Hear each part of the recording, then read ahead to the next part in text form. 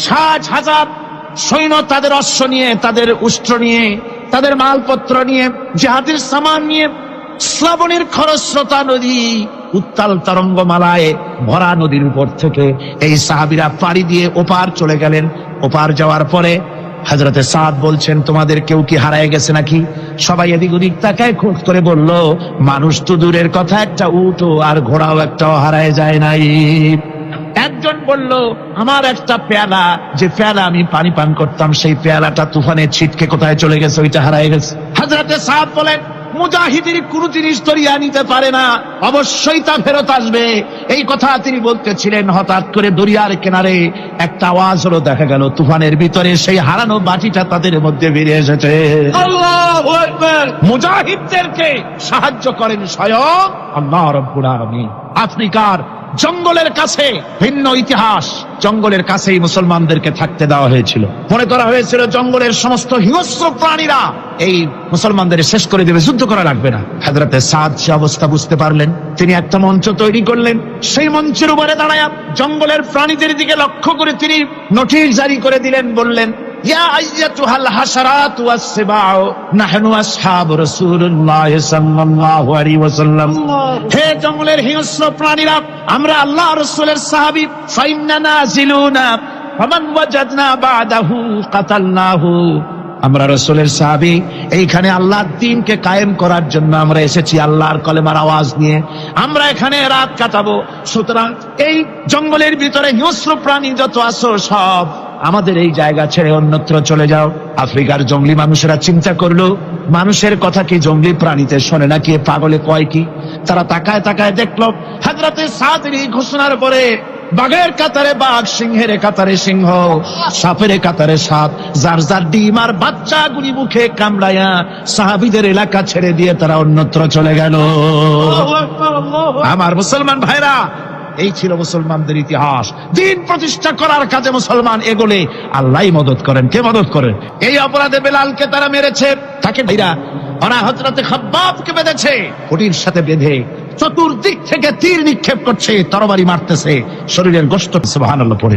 হযরত আব্বাস রাদিয়াল্লাহু তাআলা আনহু বর্ণনা করছেন, সামি'তু রাসূলুল্লাহ সাল্লাল্লাহু আলাইহি ওয়াসাল্লাম ইয়াকুল, আইনান লা তামাসসুহান নার ওয়া আইনুন বাকাত মিন খাশিয়াতিল্লাহ ওয়া আইনুন বাতাত তাহরিসু ফি সাবিলিল্লাহ, রাওয়াহু তিরমিজি। হযরত ইবনে আব্বাস রাদিয়াল্লাহু তাআলা তিনি বলছেন, আমি রাসূলুল্লাহকে বলতে শুনেছি, আল্লাহর নবী বলেছেন, দুইটি চোখে জাহান্নামের আগুন দুইটা চোখকে স্পর্শ করবে না।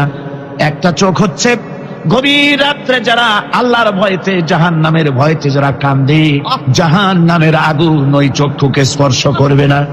আর যারা দ্বীন প্রতিষ্ঠার জন্য, আল্লাহর দ্বীন কায়েমের জন্য ময়দানে যারা লড়াই করে, রাতের বেলায় পাহারা দেয়, ওই পাহারারত চোখের মধ্যে জাহান্নামের আগুন ওই চোখে স্পর্শ করবে না।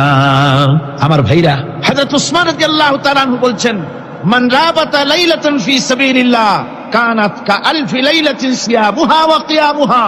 হাজার রাত ধরে রোজা রাখলে, হাজার রাত ধরে ইবাদত করলে, আর 1000 দিন ধরে রোজা রাখলে যে সওয়াব হবে, একটা ঘন্টা, একটা রাত যদি কেউ পাহারা দেয় আল্লাহর দ্বীনকে প্রতিষ্ঠার জন্য, আল্লাহর দ্বীনের কোন ইসলামী রাষ্ট্রের প্রহরায় যদি কেউ যদি থাকে, একটা রাতে পাহারা দিয়ে যে সওয়াব হবে, 1000 বছর ধরে নামাজ রোজা করে ওই সওয়াব পাওয়া যাবে না। সুবহানাল্লাহ।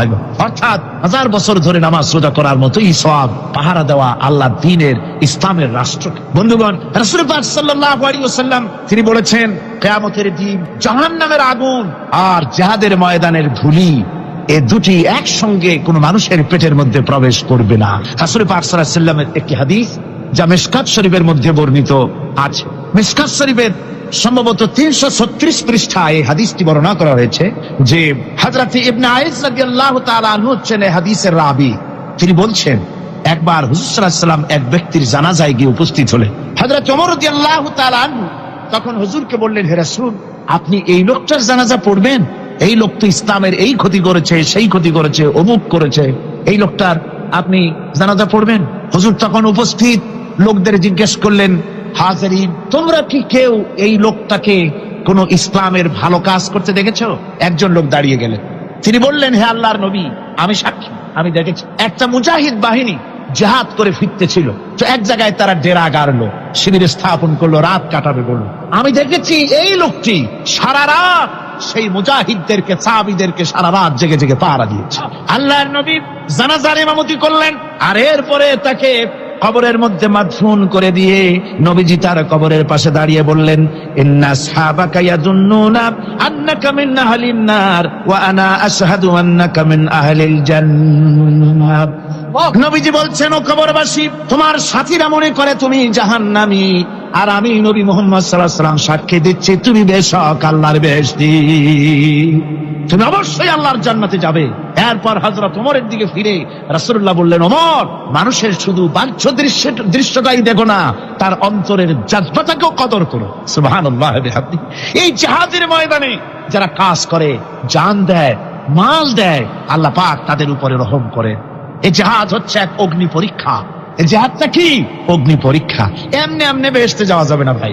আল্লাহ রাব্বুল আলামিন কোরআনে কারীমের মধ্যে বলেছেন, আহাসিবান নাসু আইয়ুতরাকু আইয়াকুলু আমান্না ওয়া হুম লা ইফতানুন। লোকেরা কি ভেবেছে নাকি যে ঈমান এনেছি এই কথাটা বললেই আমি বেহেশত দিয়ে দিব, মুমিন বলে সার্টিফাই করব? না, যখনই তারা বলবে আমি মুমিন, আমি তখন তাকে অবশ্যই পরীক্ষা করব। এই পরীক্ষায় তাকে পাশ করতে হবে। কোরআনে কারীমে আল্লাহ রাব্বুল আলামিন অনেক জায়গায় এই কথাগুলি বলেছেন, এমনি এমনি ছেড়ে দেওয়া হবে না। আমি অতীতের লোকদেরকেও পরীক্ষা করেছি, তোমাদেরকেও পরীক্ষা করব। পরীক্ষা না দিয়ে কেউ তোমরা বেহেশতে যেতে পারবে না। এই জমিনে তোমাদের আগুনের পরীক্ষা দিতে হবে। পয়গম্বরেরা কষ্ট করেছেন, সাহাবায়ে কিরাম কষ্ট করেছেন। আল্লাহ রাব্বুল আলামিন তিনি বলছেন, আম হাসিবতুম আন তাদখুলুল জান্নাতা ওয়া লাম্মা ইয়াতিকুম মাসালুল লাযীনা খালাউ মিন ক্বাবলিকুম মাসাতহুমুল বাসাউ ওয়াদ-দাররাউ ওয়া যুলজিলু হাত্তা ইয়াকুলার রাসূলু ওয়াল্লাযীনা মা'হু মাতা নাসরুল্লাহ আলা ইন্না নাসরাল্লাহি করিব।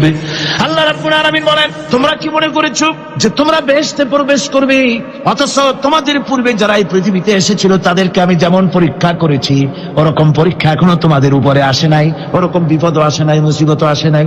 এমন বিপদ এসেছিল নবীদের উপরে, সাহাবায়ে কিরামদের উপরে, যে বিপদে মানুষ চচ্চরিত হয়ে গিয়ে নবী এবং তার সাথী সঙ্গীরা এ কথা তারা মুখ থেকে বেরিয়ে গেছে, মাতা নাসরুল্লাহ। আয় আল্লাহ, তোমার মদদ কখন আসবে? তোমার মদদ কখন আসবে? মার খেতে খেতে তো শেষ হয়ে গেলাম। এইভাবে যখন মার আসে চতুর্দিক থেকে, আর মুমিনেরা ময়দানে পা জমায়ে টিকে থাকে দিন প্রতিষ্ঠার জন্য, আল্লাহ তখন খুশি হয়ে এক সময় ঘোষণা করে দিবেন, আলা ইন্না নাসরাল্লাহি করিব। আর দেরি নাই, আমার মদদ, আমার সাহায্য তোমাদের জন্য অবধারিত। সুবহানাল্লাহ। আমার ভাইরা, বিষয়টা সহজ নয়। শুধু দুইটা সেজদা দিয়া, শুধু তাহাজ্জুদের কিছু নামাজ পড়িয়া আল্লাহর জান্নাতে যাওয়া এত সহজ নয়। রাস্তা খুব কঠিন, রাস্তা খুব। ইয়ে শাহাদাত গাহে উলফত মে কদম রাখনা, ইয়ে শাহাদাত গাহে उल्फत में कदम रखना, लोग समझते हैं आसान है मुसलमान होना। এটা হলো শাহাদাতের উত্তপ্ত ময়দানে পা রাখা। লোকেরা মনে করে ইসলাম গ্রহণ করা, মুসলমান হওয়া বুঝি বড় সহজ ব্যাপার। এত সহজ না। আমরা হানফি মাসলাকের লোক, ইমাম আবু হানিফার মাসলাক অনুযায়ী চলি। আমরা মনে করি বেহেশতে এমনি যাব, কিন্তু আমাদের ইমাম সাহেব কি করছেন ওই ইতিহাস আমাদের জানানো। খাজা বাবার মহব্বতে অস্থির। রজব মাস আসলে পরে বড় বড় ডেক্সি চড়ায়, সেই ডেক্সির উপরে লাল শালু বিছায়, তারপরে টাকা পয়সা রোজগার বহুত করে। আসলে তো খাজা না, আসলে হচ্ছে ইয়া খাজা কুস্তু আজা, পেট তো ভরে যায়। পেট ভরার জন্য পয়সা করে ইনকাম করা। খাজার লা ইলাহা ইল্লাল্লাহ এই চিশতিয়া তরিকার জিকির গ্রহণ করা হয়েছে, কিন্তু চিশতিয়া তরিকা যে আরেকটা আছে, কারাগার পর্বতে পৃথিবীরাজের সঙ্গে লড়াই করা, সেইটার কাছে নেই আমরা, সেটা নেই। ইমাম আবু হানিফা শুধু মস্তাই বলেন নাই, দিন প্রতিষ্ঠার জন্য রক্ত দিয়েছে, ঠিক কিনা? 8টি বছর পর্যন্ত কারারুদ্ধ ছিলেন। তাকে জিজ্ঞেস করা হয়েছে, ইমাম সাহেব জেলের মধ্যে তো আছেন, কষ্ট হয়? ইমাম সাহেব বলেছেন, না কষ্ট হয় না। তবে মাঝে মাঝে একটু কষ্ট হয় মনে। 2-4 মাস পর পর আমার বুড়ি মাকে এনে হাজির করা হয় জেলখানার মধ্যে, আর আমার মায়ের সামনে আমাকে পেটানো হয়, যেন মা আমাকে বলে যে এদের সাথে একমত হয়ে যা। সাহাবায়ে কেরামদের সঙ্গে রোমকদের লড়াই হতেছে, রোমক সৈন্যরা যুদ্ধে জিততে পারতেছে না কিছুতেই। এরপরে তারা গোয়েন্দা বিভাগের লোক পাঠায় দিল, এদের সঙ্গে জিততে পারি না কেন, একটু খুঁজে দেখে আসো রাত্রে এরা করেটা কি। গোয়েন্দা বিভাগের লোক সারা রাত ঘুরে ঘুরে তারপরে এসে রিপোর্ট করলো। এরপরে এসে তাদের প্রধানের কাছে রিপোর্ট করলো, আমরা যার কাছে গিয়েছিলাম দেখে এলাম হুম হুম বিল্লাইলি রাহবানুন ওয়া বিন্নাহারি ফুরসানুন।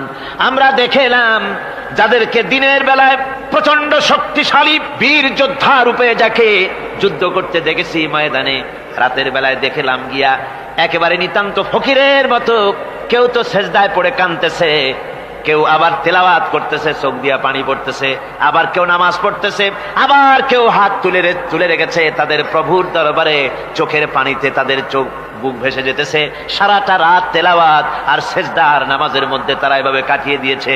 সেনাপতি এই রিপোর্ট শোনার পরে বললেন, ও গোয়েন্দা বিভাগের লোকেরা, আমার রোমক সৈন্যরা শোনো, যে জাতির নৈতিক মান এত উচ্চে, ওই জাতির সঙ্গে যুদ্ধ করা মানে আমাদের আত্মহত্যা করার শামিল। এদের সাথে কিছুতেই আমাদের পক্ষে পারা সম্ভব না। হ্যাঁ, এদের সাথে পারা যাবে যদি এই সম্পর্ক নষ্ট করে দেওয়া যায়। আল্লাহর সাথে তাদের এই গভীর সম্পর্ক যেটা আছে, এই সম্পর্ক নষ্ট করে দিতে হবে, তাহলেই কেবলমাত্র সম্ভব হবে। এদের নৈতিক চরিত্র ধ্বংস করার জন্য প্রচেষ্টা চালাও, তাহলে হয়তো আমরা কামিয়াব হতে পারবো। আমার বন্ধুগণ, এই জন্য গভীর রাত্রে যারা ইমানদার ব্যক্তি তাদের জন্য গভীর রাত্রে জাগার একটা ব্যবস্থা আল্লাহ পাক বলেছেন। ইমানদার ব্যক্তিদের জন্য এটা হলো 2 নম্বরের বৈশিষ্ট্য। والذين يقولون ربنا اصرف عنا عذاب جهنم إن عذابها كان غراما। রহমানের বান্দার, খাঁটি বান্দার 3 নম্বরের বৈশিষ্ট্য হচ্ছে তারা আল্লাহ রব্বুল আলামিনের দরবারে হাত তুলে ফরিয়াদ জানায়, আল্লাহর কাছে মোনাজাত করে, আল্লাহ রব্বুল আলামিনকে বলে, আয় আল্লাহ, হে আমার প্রভু, আয় আমার রব, জাহান্নামের আগুন থেকে দয়া করে আমারে বাঁচাও। জোরে বলেন আমিন, জোরে বলেন আমিন। জাহান্নামের বর্ণনা আমরা এই মাহফিলে করেছি, করি নাই? মনে আছে? দারুণ কঠিন জায়গা, অত্যন্ত কঠিন জায়গা, মারাত্মক জায়গা জাহান্নাম। ওই জাহান্নামের জন্য আল্লাহর কাছে কাঁদতে হবে, মাপ চাইতে হবে জাহান্নাম থেকে। মুমিন ব্যক্তির 3 নম্বরের বৈশিষ্ট্যই তাই। সে বলবে, রব্বানা সরিফ আন্না আযাবা জাহান্নাম ইন্না আযাবাহা কানা গরামা। আয় আল্লাহ, তোমার জাহান্নামের শাস্তি থেকে তোমার কাছে মাপ চাই। আল্লাহ পাক বলেন, এই জাহান্নামের শাস্তি বড়ই প্রাণান্তকার হবে। ইন্নাহা সাআত মুস্তাকাররাও ওয়া মুকামা। জাহান্নাম হচ্ছে অবস্থানের জন্য অত্যন্ত নিকৃষ্ট, খুবই খারাপ জায়গা এই জাহান্নাম। কিন্তু মুসলমানদের অবস্থাটা ভিন্ন। মুসলমানেরা নেক আমল করে, ইবাদত বন্দি করে, তা সত্ত্বেও তার কলিজা কাঁপতে থাকে। সুবহানাল্লাহ, তার কলিজা কাঁপতে থাকে যে আমি যে ইবাদত করছি এই ইবাদত আল্লাহর দরবারে মঞ্জুর হচ্ছে কিনা। এই জন্য তার মন কাঁদতে থাকে। সে আমলের উপর নির্ভর করে থাকে না, সে আল্লাহর দয়ার উপরে নির্ভর করে। কিসের উপরে নির্ভর করে? আল্লাহর দয়া, আল্লাহর রহমতের উপরে নির্ভর করে। আর সে আল্লাহর কাছে কাঁদতে থাকে, রব্বুল আলামিন, তুমি দয়া করে মেহেরবানি করে আমার হিসাব নিও না। আমার হিসাব করে যদি বেহেশতে দাও তাহলে তো বেহেশতে যাইতে পারবো না। কিয়ামতের দিন আল্লাহ রব্বুল আলামিন কোন মানুষকে যদি হিসাবের জন্য ধরে ফেলেন, তাহলে ওই বান্দার আর জাহান্নাম ছাড়া কোনো পথ নাই। এই জন্য আল্লাহ শিখায় দিয়েছেন, বান্দা দোয়া কর, ওয়া আদখিলনাল জান্নাতা বিগাইরি হিসাব। আয় আল্লাহ, বিনা হিসাবে তোমার জান্নাত আমাকে দান করো। আবার হুজুর দোয়া করেছেন, আল্লাহুম্মা হাসিবনি হিসাবান ইয়াসীরা।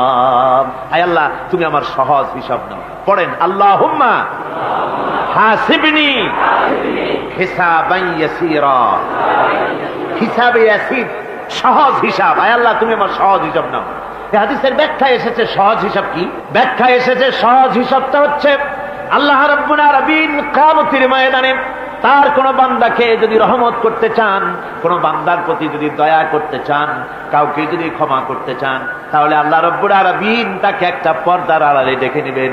একটি পর্দার আড়ালে রেখে নিয়ে আল্লাহ পাক জিজ্ঞেস করবেন, বান্দা তুই কি এই গুনাহগুলি করেছিলি নাকি, এইটা এই সব গুনাহ করেছিস নাকি? আল্লাহ জিজ্ঞেস করবেন বান্দাকে, অবস্থাটা কেমন হবে চিন্তা করেন, বান্দা এইগুলি করেছিস নাকি? বান্দা ভয়তে থরথর করে কাঁপতে থাকবে, কলিজা ভয়তে কাঁপতে থাকবে, অস্থির হয়ে যাবে। সে স্বীকার করবে, রব্বুল আলামিন তুমি যা বলেছো আমি এর সব অন্যায় আমার দ্বারা হয়েছে, আমি বুঝতে পারি নাই, আমাকে মাফ করে দাও। রব্বুল আলামিন বান্দাকে বলবেন, যা বান্দা আমি তোকে মাফ করে দিলাম, আমার জান্নাতে চলে যা। সুবহানাল্লাহ সুবহানাল্লাহ। সুতরাং জাহান্নামের শাস্তি থেকে সব সময়ের জন্য আল্লাহর কাছে মাফ চাইতে হবে। ওয়াল্লাযীনা ইযা আনফাকু লাম ইউসরিফু ওয়া লাম ইয়াকতুরু ওয়া কানা বাইনা যালিকা কাওয়ামা। রহমানের প্রকৃত খাঁটি বান্দা তারা, যারা নাকি যখন খরচ করে খরচের সময় বেহুদা খরচ করে না, আবার খরচের ভিতরে কার্পণ্যতাও তারা করে না। ওয়া কানা বাইনা যালিকা কাওয়ামা, এই দুইয়ের মাঝে তারা ভারসাম্য রক্ষা করে, মধ্যম নীতি অবলম্বন করে চলে। তার মানে হলো পয়সা আছে বলেই এই পয়সা দিয়ে তারা মদ খায় না, জুয়া খেলে না, মিনা বাজার ইত্যাদি শয়তানি বদমাশি সিনেমা হল ইত্যাদি বানায়া পাপের বোঝা বাড়ায় না। তারা অতিরিক্ত কোনো খরচ করে না, আবার অর্থ পূজারী ব্যক্তির মতো কার্পণ্যতাও তারা করে না। দুইয়ের মাঝে তারা ভারসাম্য রক্ষা করে। এক শ্রেণীর লোক আছে মাল শুধু জমায়, খরচ টরচ করে না। কোরআন শরীফে বলা হয়েছে, আল্লাযী জামা মালান ওয়া আদ্দাদা, মাল জমা করে আর গুনতে থাকে, মাঝে মধ্যে আবার টেলিফোন করে, হ্যালো সোনালী ব্যাংকের ম্যানেজার সাহেব নাকি? বলে হ্যাঁ, দেখুন তো আমার আমলনামাটায় কত আছে এখন। হিসাব টিসাব করে আর তাড়াতাড়ি, এখন তো আর আমলনামা দেখতে সময় লাগে না, তাড়াতাড়ি দেখা যায়। আগে যেমন ব্যাংকে গিয়ে জানতে কেউ চাইতো যে আমার ডেবিট কত, ক্রেডিট কত, ব্যালেন্স কত ইত্যাদি জানতে চাইলে তাকে একেবারে সেই লেজার খোলা লাগে, বিরাট বিরাট বই, বড় বড় কিতাব যা গরুর গাড়ি দিয়ে টানা লাগে, এত বিশাল বিশাল বই ছিল। এখন সেগুলি সংক্ষিপ্ত হয়ে একেবারে কম্পিউটারের মধ্যে ঢুকানো হয়েছে। কম্পিউটারের ভেতরে রয়েছে একটা ছোট্ট যন্ত্র যার নাম হলো মাইক্রোচিপস, একেবারে এতটুকু ছোট্ট মাইক্রোচিপ। এই মাইক্রোচিপসের ভেতরে হাজার হাজার ক্লায়েন্টসদের ডেবিট ক্রেডিট, তাদের ট্রানজাকশন, তাদের ব্যালেন্স সবকিছু রয়ে গেছে।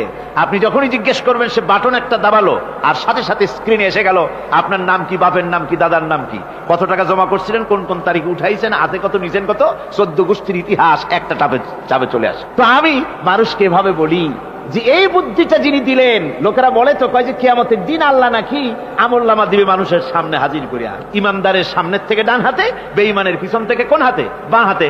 এখন ওই আমলনামা সারা জীবনে যত কথা বলছি, যত কাজ করছি সব তাতে লেখা থাকবে, তাহলে সেটা তো একটা বিশাল একটা বই হবে। তো আমরা হাতে করে ধরবই বা কেমনে, আর ওটা হবেই বা কেমনে, আর ওটা পড়বই বা কেমনে? এখন তো বুঝতে সহজ হয়েছে কেমনে পড়বেন। মানুষের মাথায় যদি এই বুদ্ধি আসে, একটা ছোট্ট মাইক্রোচিপসের ভেতরে যদি হাজার হাজার ক্লায়েন্টসদের কোটি কোটি শত শত সহস্র কোটি একটা মাইক্রোচিপসের ভিতরে ঢুকানো যায়, তাহলে এই বুদ্ধি যিনি দিলেন তিনি বুঝি এর চাইতেও ছোট্ট বইয়ের মধ্যে আপনার আমলনামা উঠিয়ে দিতে পারবেন না নাকি? যারা বলেন পারবে কিনা? নিশ্চয়ই পারবেন, হাজার বার পারবে বন্ধুগণ। সুতরাং এরা মাল জমা করে আর গনে, জিজ্ঞেস করে ম্যানেজার সাহেব কত হয়েছে, বলে যে এত লক্ষ এত। তখন আবার চিন্তা হয় যে আরো কত টাকা জমাইতে পারলে কোটি হয়, তারপরে আরো 200 কোটি হয়, এভাবে তারা জমাইতে থাকে, খরচ করে না। তো এ ব্যাপারে সন্তানের জন্য, সন্তানদের জন্য খরচ যেটা লাগে সেটা স্ত্রী পুত্র সন্তান আত্মীয় স্বজন যেটা আছে যা তাদের জন্য যে পরিমাণ খরচ করা লাগে তা যদি না করে তাহলে এটা হচ্ছে বখিলি। আর খরচ করতে গিয়ে যদি বেশি করে তাহলে সেটা হচ্ছে বেহুদা খরচ। এখন এই বেহুদা খরচ থেকে আমাদেরকে বাঁচতে বলা হয়েছে। বিষয়টা হচ্ছে নিজের আত্মীয় স্বজন সন্তান সন্ততির জন্য খরচ করতে হবে যা লাগে তাই, আর আল্লাহর রাস্তায় যখন দেওয়ার কথা আসে তখন প্রাণ খুলে দান করতে হবে। দেখেন লোকেরা যখন আল্লাহর রাস্তায় দান করতে বলা হয় পকেটের মধ্যে হাত দিয়ে তারপর আঙ্গুল অনেক সময় কষাকষি করে।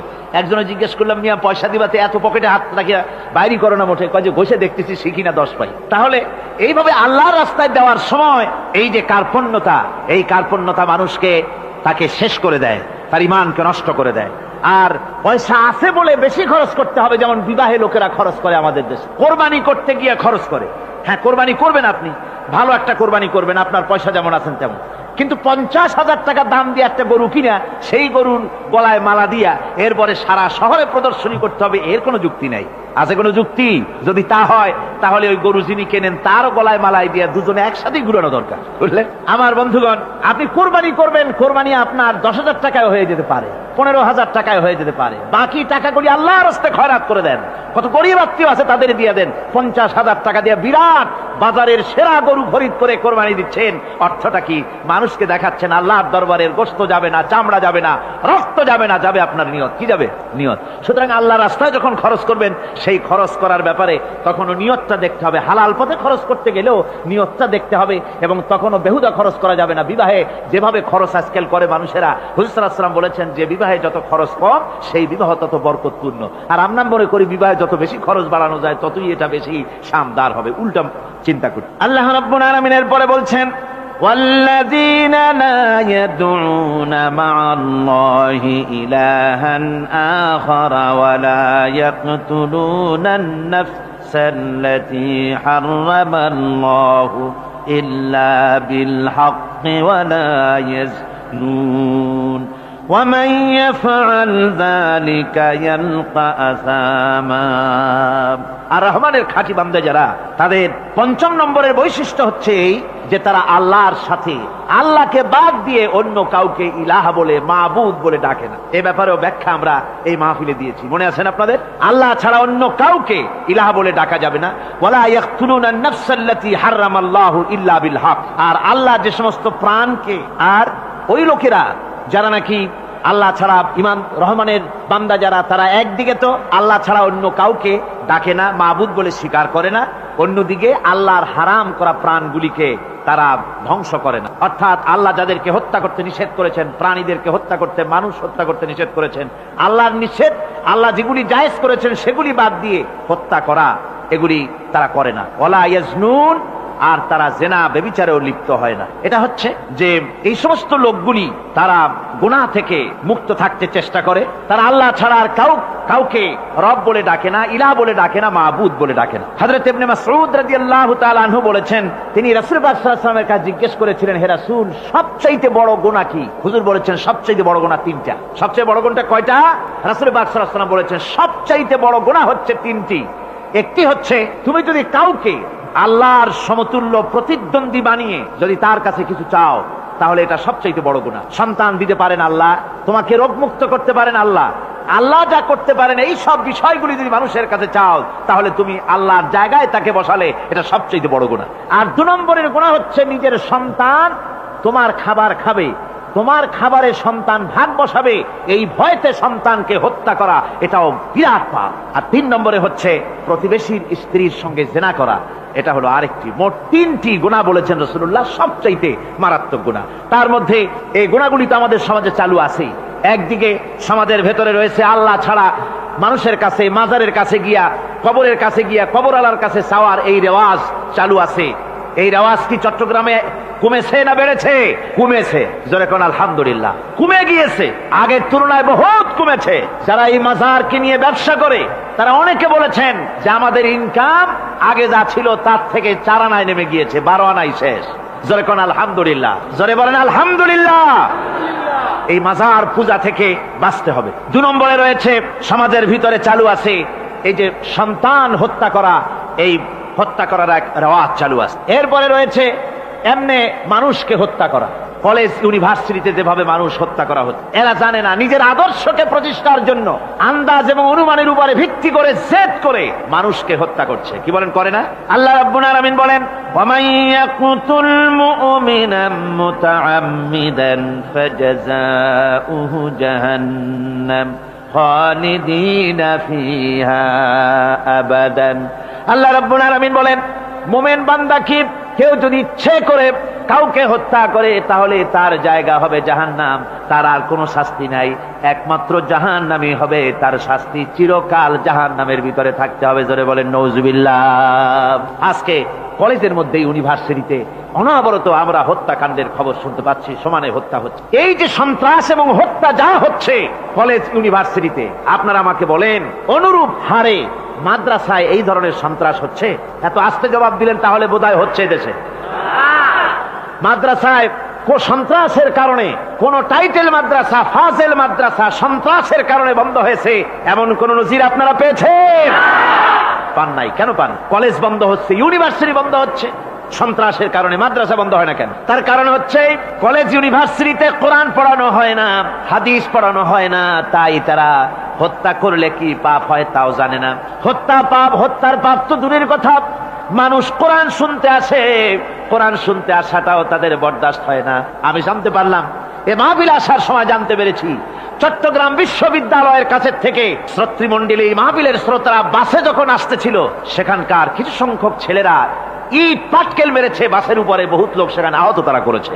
নাউজুবিল্লাহি মিন যালিক। কি শিক্ষা দেওয়া হচ্ছে সেখানে? কিন্তু মাদ্রাসায় তো হচ্ছে না। কেন হয় না? তার কারণ হচ্ছে মাদ্রাসাগুলিতে কোরআনে কারীম পড়ানো হয়, রাসূলুল্লাহর হাদিস পড়ানো হয়, সেখানে জানানো হয়, এই কথাগুলি পড়ানো হয়।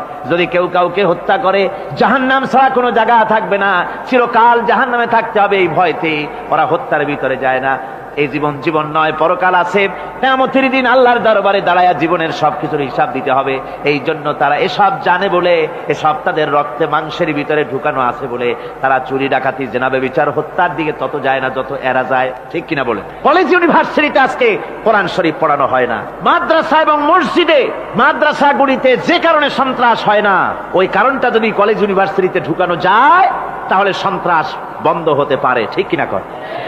আমার ভাইরা, আজ বাংলাদেশে যে কয়টা ইউনিভার্সিটি আর যতগুলি কলেজ আছে, এদেশের সাধারণ মানুষের রক্তার্জিত পয়সা দিয়েই এই কলেজ ইউনিভার্সিটি চালানো হয়, কিন্তু সেখানে কোরআন শরীফের তাফসীর পড়ানো হয় না, হাদিস শরীফ পড়ানো হয় না। হয় সব পড়ানো হয়, কিন্তু কোরআনে কারীমের তাফসীর পড়ানো হয় না, হাদিস শরীফ পড়ানো হয় না। যদি ওই কলেজ ইউনিভার্সিটির ছাত্রগুলিকে কোরআন শরীফ পড়ানো হতো, কোরআনের তাফসীর পড়ানো হতো, কলেজ ইউনিভার্সিটিতে হাদিস শরীফ যদি পড়ানো হতো, ইসলামের অর্থনীতি, সমাজনীতি যদি পড়ানো হতো, তাহলে কলেজ আর ইউনিভার্সিটি গোটা জাতিকে মাস্তান আর গুন্ডা উপহার দিত না, খালিদ বিন ওলীদের মতো মুজাহিদ উপহার দিত। জোরে বলেন সুবহানাল্লাহ। আজকে গোটা জাতির চিন্তা, চেতনা, ধারণার বহির্ভূত সেখান থেকে সন্তান আমরা পাচ্ছি। আজকে সেখানে ছেলে পাঠাচ্ছে বাপ, ছেলে পাঠাচ্ছে, ছেলে লেখাপড়া করে সেখান থেকে ভালোভাবে পাশ করে আসবে, চাকরি বাকরি করবে, মা বাপের সুখের কারণ হবে। কিন্তু দেখা যায় কিছুদিন পর সেখান থেকে চলে আসে সন্তান লাশ হয়ে বাপের ঘরে ফিরে এলো। কি শিক্ষা হচ্ছে? এই শিক্ষা ব্যবস্থার আমূল পরিবর্তন হওয়া দরকার। আপনারা অবাক হবেন, শিক্ষা ব্যবস্থার পরিবর্তন হওয়া দূরের কথা, কোরআন হাদিস কলেজ ইউনিভার্সিটিতে পড়ানো তো দূরের কথা, নামাজের জন্য কোনো তাগিদ নাই। কোন কলেজে, কোন ইউনিভার্সিটিতে এরকমের তাগিদ আছে যে যারা মুসলমান ছাত্র, জোহরের আযান হয়ে যাবে, সব ছাত্র শিক্ষককে বাই হুক এন্ড ক্রুক মসজিদে যেতে হবে, 5 ওয়াক্ত নামাজ বা জামাত আদায় করতে হবে, এমন হুকুম আছে? আছে। এরপরেও ছেলেরা যে যতটুকু ভালো আছে, ও তো বাস ভাঙছে ইউনিভার্সিটির সামনে পাইয়া, ওরা লাঠি ঝাঙ্গা নিয়ে যে দূর আসে না, এই তো কপাল। কথা বুঝতে পেরেছেন? ওদের তো কিছু শিখানো হয় না, কিচ্ছু, অর্থাৎ চরিত্র সৃষ্টি তাদের করানো হয় না। নামাজের তাগিদ নাই, রোজার তাগিদ নাই, ওজন একটা আলাদা জগৎ। যুবতী মেয়ে, যুবতী ছেলে, যুবক ছেলে পড়াশোনা করে, কো এডুকেশন, সহশিক্ষায় একসাথে যুবক পুরুষ আর যুবতী মহিলা একসাথে ওঠা বসা করছে, একসাথে পিকনিক করতে কোথায় হারায় যাচ্ছে, কি করতেছে না করতেছে দেখারও কেউ নাই। জোরে কর নাউজুবিল্লাহ। আজ তাই এক কথায় ইউনিভার্সিটিকে এদেশের একজন কবি বলেছিলেন ডাকাতদের গ্রাম। এখন শুধু ডাকাত না, মানে ডাকাতদের একেবারে আড্ডাখানা হয়ে গিয়েছে, অস্ত্রবাজির আড্ডাখানা হয়ে গিয়েছে। তাদের চরিত্র নষ্ট করার জন্য, ইসলামের থেকে তাদের মনকে ফিরিয়ে দেওয়ার জন্য বইপত্রের অভাব নাই, কোরআন হাদিসের অভাব আছে সেখানে, কিন্তু তাদের মন মগজ ইসলাম থেকে যেন ফিরে যায় এজন্য তাদেরকে বইপত্র দেওয়া হয়। যেমন সেই যুগের নাম করা কবি ছিল ইমরাউল কায়েস, খুব নাম করা কবি ছিল। তার কবিতার বই সাবায়ে মুআল্লাকা আজও পর্যন্ত মাদ্রাসা শিক্ষার, উচ্চ শিক্ষায় এবং ইউনিভার্সিটি শিক্ষায়, সেখানে আধুনিক শিক্ষার, উচ্চ শিক্ষায় সেখানে এ বই এখনো পড়ানো হয়। এই বইটির লেখক অর্থাৎ নাম করা কবির ছিল অনেকগুলি শত্রু।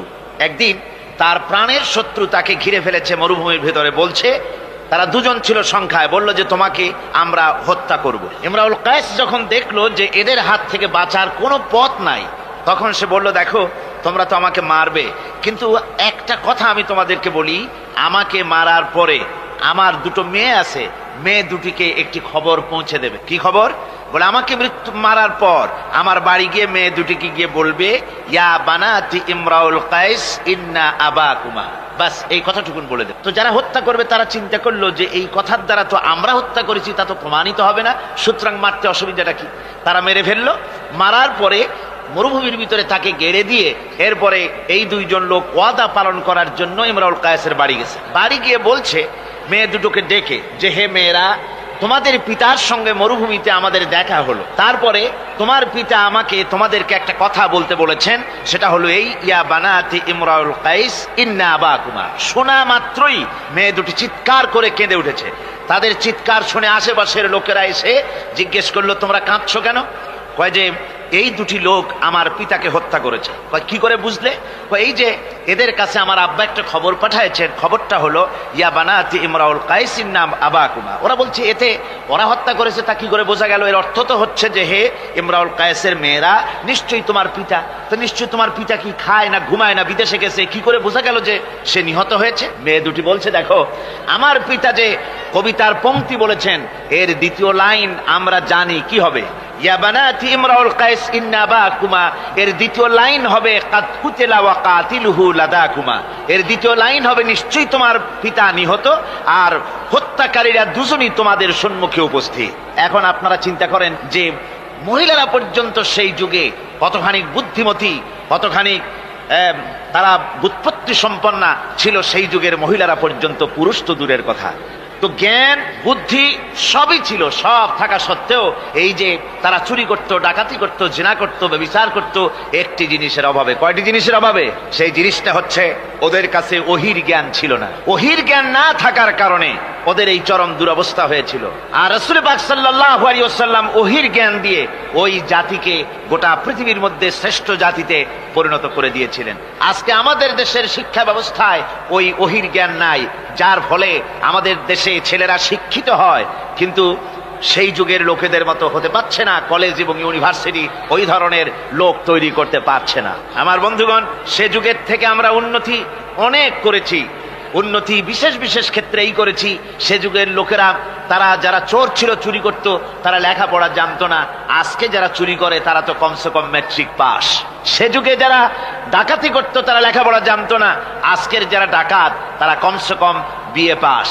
আগের যুগে, সেই যুগে যারা নাকি মানুষ হত্যা করত তারা লেখাপড়া জানতো না, আর আজকে যারা মানুষ হত্যা করে তারা রীতিমতো শিক্ষা গ্রহণ করে কোথায় কেমনে আঘাত দিলে তাড়াতাড়ি মরে এটা জেনে শুনে ট্রেনিং নিয়ে তারপরে মানুষকে হত্যা করে। অগ্রগতি উন্নতি এতটুকুন হয়েছে, কিন্তু মৌলিক মানবীয় গুণাবলী সৃষ্টি করার জন্য কোরআনের অবদানের কোনো বিকল্প নাই। জোরে কোন সুবহানাল্লাহ। আমি গত 4 দিন আপনাদের সামনে কোন সূরা আলোচনা করেছি? সূরা ফুরকান। আমি সূরাটিকে শেষ করতে পারবো না, মানে মাঝখান থেকে আলোচনা করতে পারবো না, যেহেতু সময় নেই, আজকেই তো শেষ হয়ে যাবে। সেই জন্য আমি বেছে নিয়েছি সূরা ফুরকানের শেষ রুকুটি আপনাদের সামনে আজকে আলোচনা করব, যেখানে আল্লাহ রাব্বুল আলামিনের খাঁটি বান্দা তৈরি করার পরিকল্পনা আল্লাহ দিয়েছেন। খাঁটি বান্দা হওয়ার জন্য আল্লাহ পাক একটা ফর্মুলা বলেছেন, সেই ফর্মুলাটা আজকে আমরা এখানে আলোচনা করব। এই ফর্মুলা দিয়েই জনাবে মুহাম্মদ রাসূলুল্লাহ সাল্লাল্লাহু আলাইহি ওয়াসাল্লাম একটি সুন্দর সমাজ সৃষ্টি করেছিলেন, একটি আর্থসামাজিক সুন্দর সমাজ বিনির্মাণে যে ধরনের লোক তৈরি করা দরকার ছিল, এই কোরআনে কারীমের মাধ্যমেই রাসূল পাক সে ধরনের লোক তৈরি করেছিলেন। আসুন শয়তানের ওয়াসওয়াসা থেকে পানাহ চেয়ে নিয়ে আমরা কথা শুরু করি। আউযু বিল্লাহি মিনাশ শাইতানির রাজীম। বিসমিল্লাহির রাহমানির রাহিম। মুফিদুর রহমান সাহেব আমাকে খবর দিলেন, ওনার কাছে খবর এসেছে যে মানুষ ভিড়ে এবং চাপে শ্বাসরুদ্ধ হয়ে মরে যাওয়ার উপক্রম হয়ে যাচ্ছে বিভিন্ন জায়গায়। তা আমি আপনাদেরকে অনুরোধ করব, যিনি যেখানে আছেন সামনের দিকে বাড়ার কোনো চেষ্টা করবেন না। রাস্তায় থাকেন, ড্রেনের পাশে থাকেন, গাছের উপরে থাকেন, ছাদের উপরে থাকেন, যেখানে থাকেন সেখানে বসে পড়েন।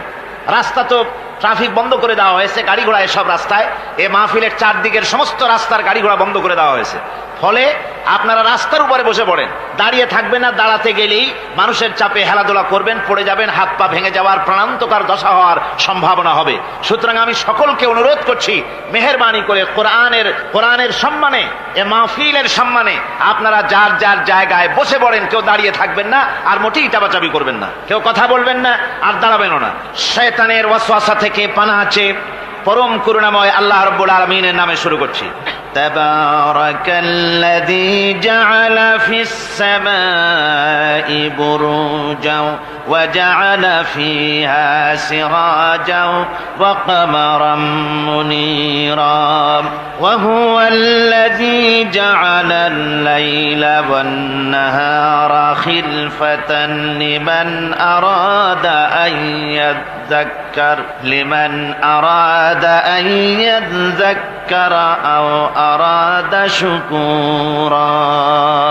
সাদাকাল্লাহুল আযীম। অতীব বরকতশালী সেই মহান সত্তা যিনি আকাশ সমূহকে বুর্জ সমূহ দিয়ে যিনি সংস্থাপন করেছেন, বুর্জ স্থাপন করেছেন এবং তাতে একটি প্রদীপ স্থাপন করেছেন আর আলোকমণ্ডিত এক উজ্জ্বল চাঁদ স্থাপন করেছেন। ওয়াহুয়াল্লাযী জাআলাল লাইলা ওয়ান নাহারা খিলফা। আর তিনি রাত এবং দিনকে পরস্পরের স্থলাভিষিক্ত বানিয়েছেন। লিমান আরাদা আন ইয়াযাক্কারা আও আরাদা শুকুরা। তাদের জন্য যারা এর থেকে উপদেশ অর্জন করতে চায়, জ্ঞান লাভ করতে চায় এবং শুকর আদায় করতে চায়। শুকর আদায়কারীর জন্য, জ্ঞান অন্বেষণকারীদের জন্য আল্লাহ পাক এগুলি করেছেন। এখানে বুর্জ শব্দের অর্থ হচ্ছে প্রাসাদ বা সুদৃঢ় স্থাপত্য। প্রাচীন খগোল বিজ্ঞানে বুর্জ বলা হতো সেই 12টি কক্ষপথকে। কোন কোন মুফাসসির এই বুর্জকে বলেছেন গ্রহকে বুর্জ হিসাবে তারা ব্যাখ্যা করেছেন। আসলে আল্লাহ রাব্বুল আলামিন তিনি মহাশূন্যকে যে কিভাবে সজ্জিত করেছেন, কত সুন্দরভাবে করেছেন, তার ব্যাখ্যা কোরআনে কারীমের বিভিন্ন জায়গায় এসেছে। আল্লাহ পাক বলছেন, ওয়ালাকাদ জাআলনা ফিস সামাই বুরুজাও ওয়া যায়্যানাহা লিন-নাযিরিন। আমি আকাশে বহু সংখ্যক সুদৃঢ় বুর্জ স্থাপন করেছি এবং দর্শকদের জন্য তা অত্যন্ত সুসজ্জিত করে, সুদৃশ্য করে আমি সংস্থাপন করেছি, সুন্দর করে স্থাপিত করেছি। মহাশূন্য এর মধ্যে আল্লাহ পাক সৃষ্টি করেছেন অগণিত গ্রহ উপগ্রহ। কত গ্রহ আছে, কত উপগ্রহ আছে, বিজ্ঞানীদের কাছে আজও পর্যন্ত তার কোনো হিসাব মেলেনি। মহাশূন্যে আল্লাহ পাক, মহাশূন্যের মহাবিস্ময়। বর্তমান বিজ্ঞান ক্রমান্বয়ে আশ্চর্য হয়ে যাচ্ছে তাদের নতুন নতুন আবিষ্কারের মাধ্যমে, চিন্তা ভাবনার মাধ্যমে, যে মহাশূন্য আল্লাহ পাক মহাস্রষ্টা কি করে রেখেছেন একটি বিশাল এক বিস্ময়ের কারখানা। সেখানে রয়েছে মিল্কি ওয়ে, যাকে বলা হয় ছায়াপথ। বিজ্ঞানীরা বলেছেন প্রায় 20,000 কোটি তারকা রয়েছে এই মিল্কি ওয়ের ভেতরে, ছায়াপথের ভেতরে। আবার কেউ কেউ বলেছেন যে সেই তারকার সংখ্যা বলা সম্ভব হবে না, সমুদ্র সৈকতের বালুকণা গণা তবুও সম্ভব, কিন্তু আকাশের তারকারাজি গণা সম্ভব নয়। এখন আল্লাহ পাক সেই মহাশূন্যের ভেতরে সৃষ্টি করে রেখেছেন এই ছায়াপথ। ছায়াপথের ভিতরে আছে যে তারকাগুলি, বিজ্ঞানীরা বলেছেন যে এই তারকাগুলি এত বিরাট বিরাট তারকা আছে। আগে তো ওনারা বলেছিলেন পৃথিবীর চাইতে সূর্যটা হচ্ছে পৃথিবীর চাইতে 13 লক্ষ গুণ বড়। এই বিরাট সূর্য ছিল তাদের কাছে বিস্ময়। এখন তারা বলছেন না, মিল্কি ওয়ের ভিতরে যে সমস্ত তারকার সন্ধান আমরা পেয়েছি, সে সমস্ত তারকা এত বড় বড় বিরাট দানবের মতো, যে ওর এক একটা তারকার ভেতরে যে সূর্য পৃথিবীর চাইতে 13 লক্ষ গুণ বড়, এরকম অন্তত 3 কোটি সূর্যকে একটা তারকার মধ্যে ঢুকিয়ে দেওয়া যায়। সুবহানাল্লাহ, কি বিশাল কাণ্ড! এখন এই তারকা, এই গ্রহ এবং উপগ্রহ রাজি মহাশূন্যে সব পরিভ্রমণ করছে, কেউ কিন্তু দাঁড়িয়ে নাই। বিজ্ঞানীরা বলছেন, কেউ বলেছেন সূর্য ঘোরে, কেউ কয় না পৃথিবী ঘোরে, কেউ কয় না ওই চন্দ্র ঘোরে, কেউ কয় যে না আমরা মিলে সবাই ঘুরি। এখন আসলে বিষয়টা কি, কে ঘোরে আর কে ঘোরে না? আসল কথাটা নিতে হবে কোরআনের কাছ থেকে। কার কাছ থেকে? ওই চন্দ্র সূর্যের স্রষ্টা যিনি, মহাবিশ্বের স্রষ্টা যিনি, তিনি বলতে পারবেন যে আসলে ঘোরে কে। আল্লাহ রাব্বুল আলামিন বলেন, ওয়া কুল্লুন ফি ফালাকিন ইয়াসবাহুন। মহাশূন্যের পরে যা কিছু আছে সব সন্তরণশীল, সব গতিশীল, কেউ দাঁড়িয়ে নাই, সব সাঁতার কাটতেছে, সব ছোটাছুটি করছে। ছোটাছুটি করছে, তা আবার এত দ্রুত গতি, এক একটা যে গতির কথা আমরা চিন্তা করতে পারবো না। ভীষণ তীর্যক গতিতে সব ছুটছে তো ছুটছে, কিন্তু ওখানে আবার কোনো ট্রাফিক পুলিশ নাই। আছে নাকি ট্রাফিক পুলিশ? আমাদের দেশে রাস্তাঘাটে কত ট্রাফিক পুলিশ আর কত ট্রাফিক সিগন্যাল লাইট। একদিকে ট্রাফিক পুলিশের হাতছানি, আর একদিকে ট্রাফিক লাইটের চোখ রাঙানি। এরপরেও অ্যাক্সিডেন্টের অভাব নাই, ঠিক কিনা কর? বেচারা বেবি ট্যাক্সি, গরিব মানুষ রাস্তার এক পাশ দিয়ে যায়, আর ওই দত্তের মতো ট্রাক এসে এক ধাক্কা মারে, গরিব বেচারা বেবি ট্যাক্সি 3 ঠ্যাং উপরের দিকে দিয়ে রাস্তার পাশে বসে আল্লাহ আল্লাহ করে। আমাদের ট্রেন লাইনে অ্যাক্সিডেন্ট, ওই গাড়ির লাইনে অ্যাক্সিডেন্ট, এত কিছু থাকা সত্ত্বেও কিন্তু ওই মহাশূন্যে কোনো সিগন্যাল লাইট নাই, কোনো ট্রাফিক পুলিশ নাই। এই বিশাল চাঁদ, এই বিশাল সূর্য, এবং সূর্যকে গিলে খেতে পারে, কোটি কোটি সূর্য গিলে খেতে পারে এমন তারকা, অথচ অ্যাক্সিডেন্ট নেই। আছে অ্যাক্সিডেন্ট? আল্লাহ রাব্বুল আলামিন এখানে মহাশক্তিশালী অদৃশ্য সীমারেখা সৃষ্টি করেছেন। কোরআনে কারীমে রাব্বুল আলামিন বলেন, লাশ-শামসু ইয়ামবাগি লাহা আন তুদরিকাল কামারা ওয়ালাল লাইলু সাবিকুন নাহার ওয়াকুল্লুন ফি ফালাকিন ইয়াসবাহুন। প্রবল জ্ঞানী হইবে যাহারা, আপন মনেতে বুঝিবে তাহারা, রাত্রি পারে না আগে যাইবার, দিনের স্থান করি অধিকার। চন্দ্র বাঁধে না সূর্যের গায়েতে, সূর্য পারে না চন্দ্রকে ধরিতে, যার যে স্থান বহল রাখিয়া ভ্রমণ করিছে খোদাকে ডরিয়া। সুবহানাল্লাহি ওয়া বিহামদিহি। ইলা আজালিম মুসাম্মা, একটা নির্দিষ্ট সময় সীমা পর্যন্ত আপন আপন কক্ষপথে সব ছুটবে আর ছুটবে, কারো সঙ্গে কারো সংঘর্ষ হবে না। যেরকম সুবহানাল্লাহ। এরপরে ওই মহাশূন্যে অসংখ্য তারকারাজি আল্লাহ সৃষ্টি করে রেখেছেন। এত সুন্দর সুন্দর তারকা আল্লাহ বানিয়েছেন। আল্লাহ রাব্বুল আলামিন বলেন, ওয়ালাকাদ যায়্যানাস সামাআদ দুনিয়া বিমাসাবিহা ওয়া জাআলনাহা রুজুমান লিশ-শায়াতিন। এই দুনিয়ার আকাশখানিকে তারকা প্রদীপ দিয়া সাজায় রেখেছি মনের মতন, দেখো তুমি তাকাইয়া কি সুন্দর করে তারকাগুলি বানিয়ে রাখলাম, তাকিয়ে দেখো। বিজ্ঞানীরা বলেছেন এমন এমন অনেক তারকা আছে যা আমরা চোখে দেখি না, খালি চোখে ধরা পড়ে না। ওই তারকা এত ঊর্ধ্বে, ওই তারকা যেদিন তৈরি করা হয়েছে সেদিন থেকে নিয়ে আজ পর্যন্ত ওই তারকাগুলির আলো পৃথিবীর মাটি স্পর্শ করে নাই। সুবহানাল্লাহ।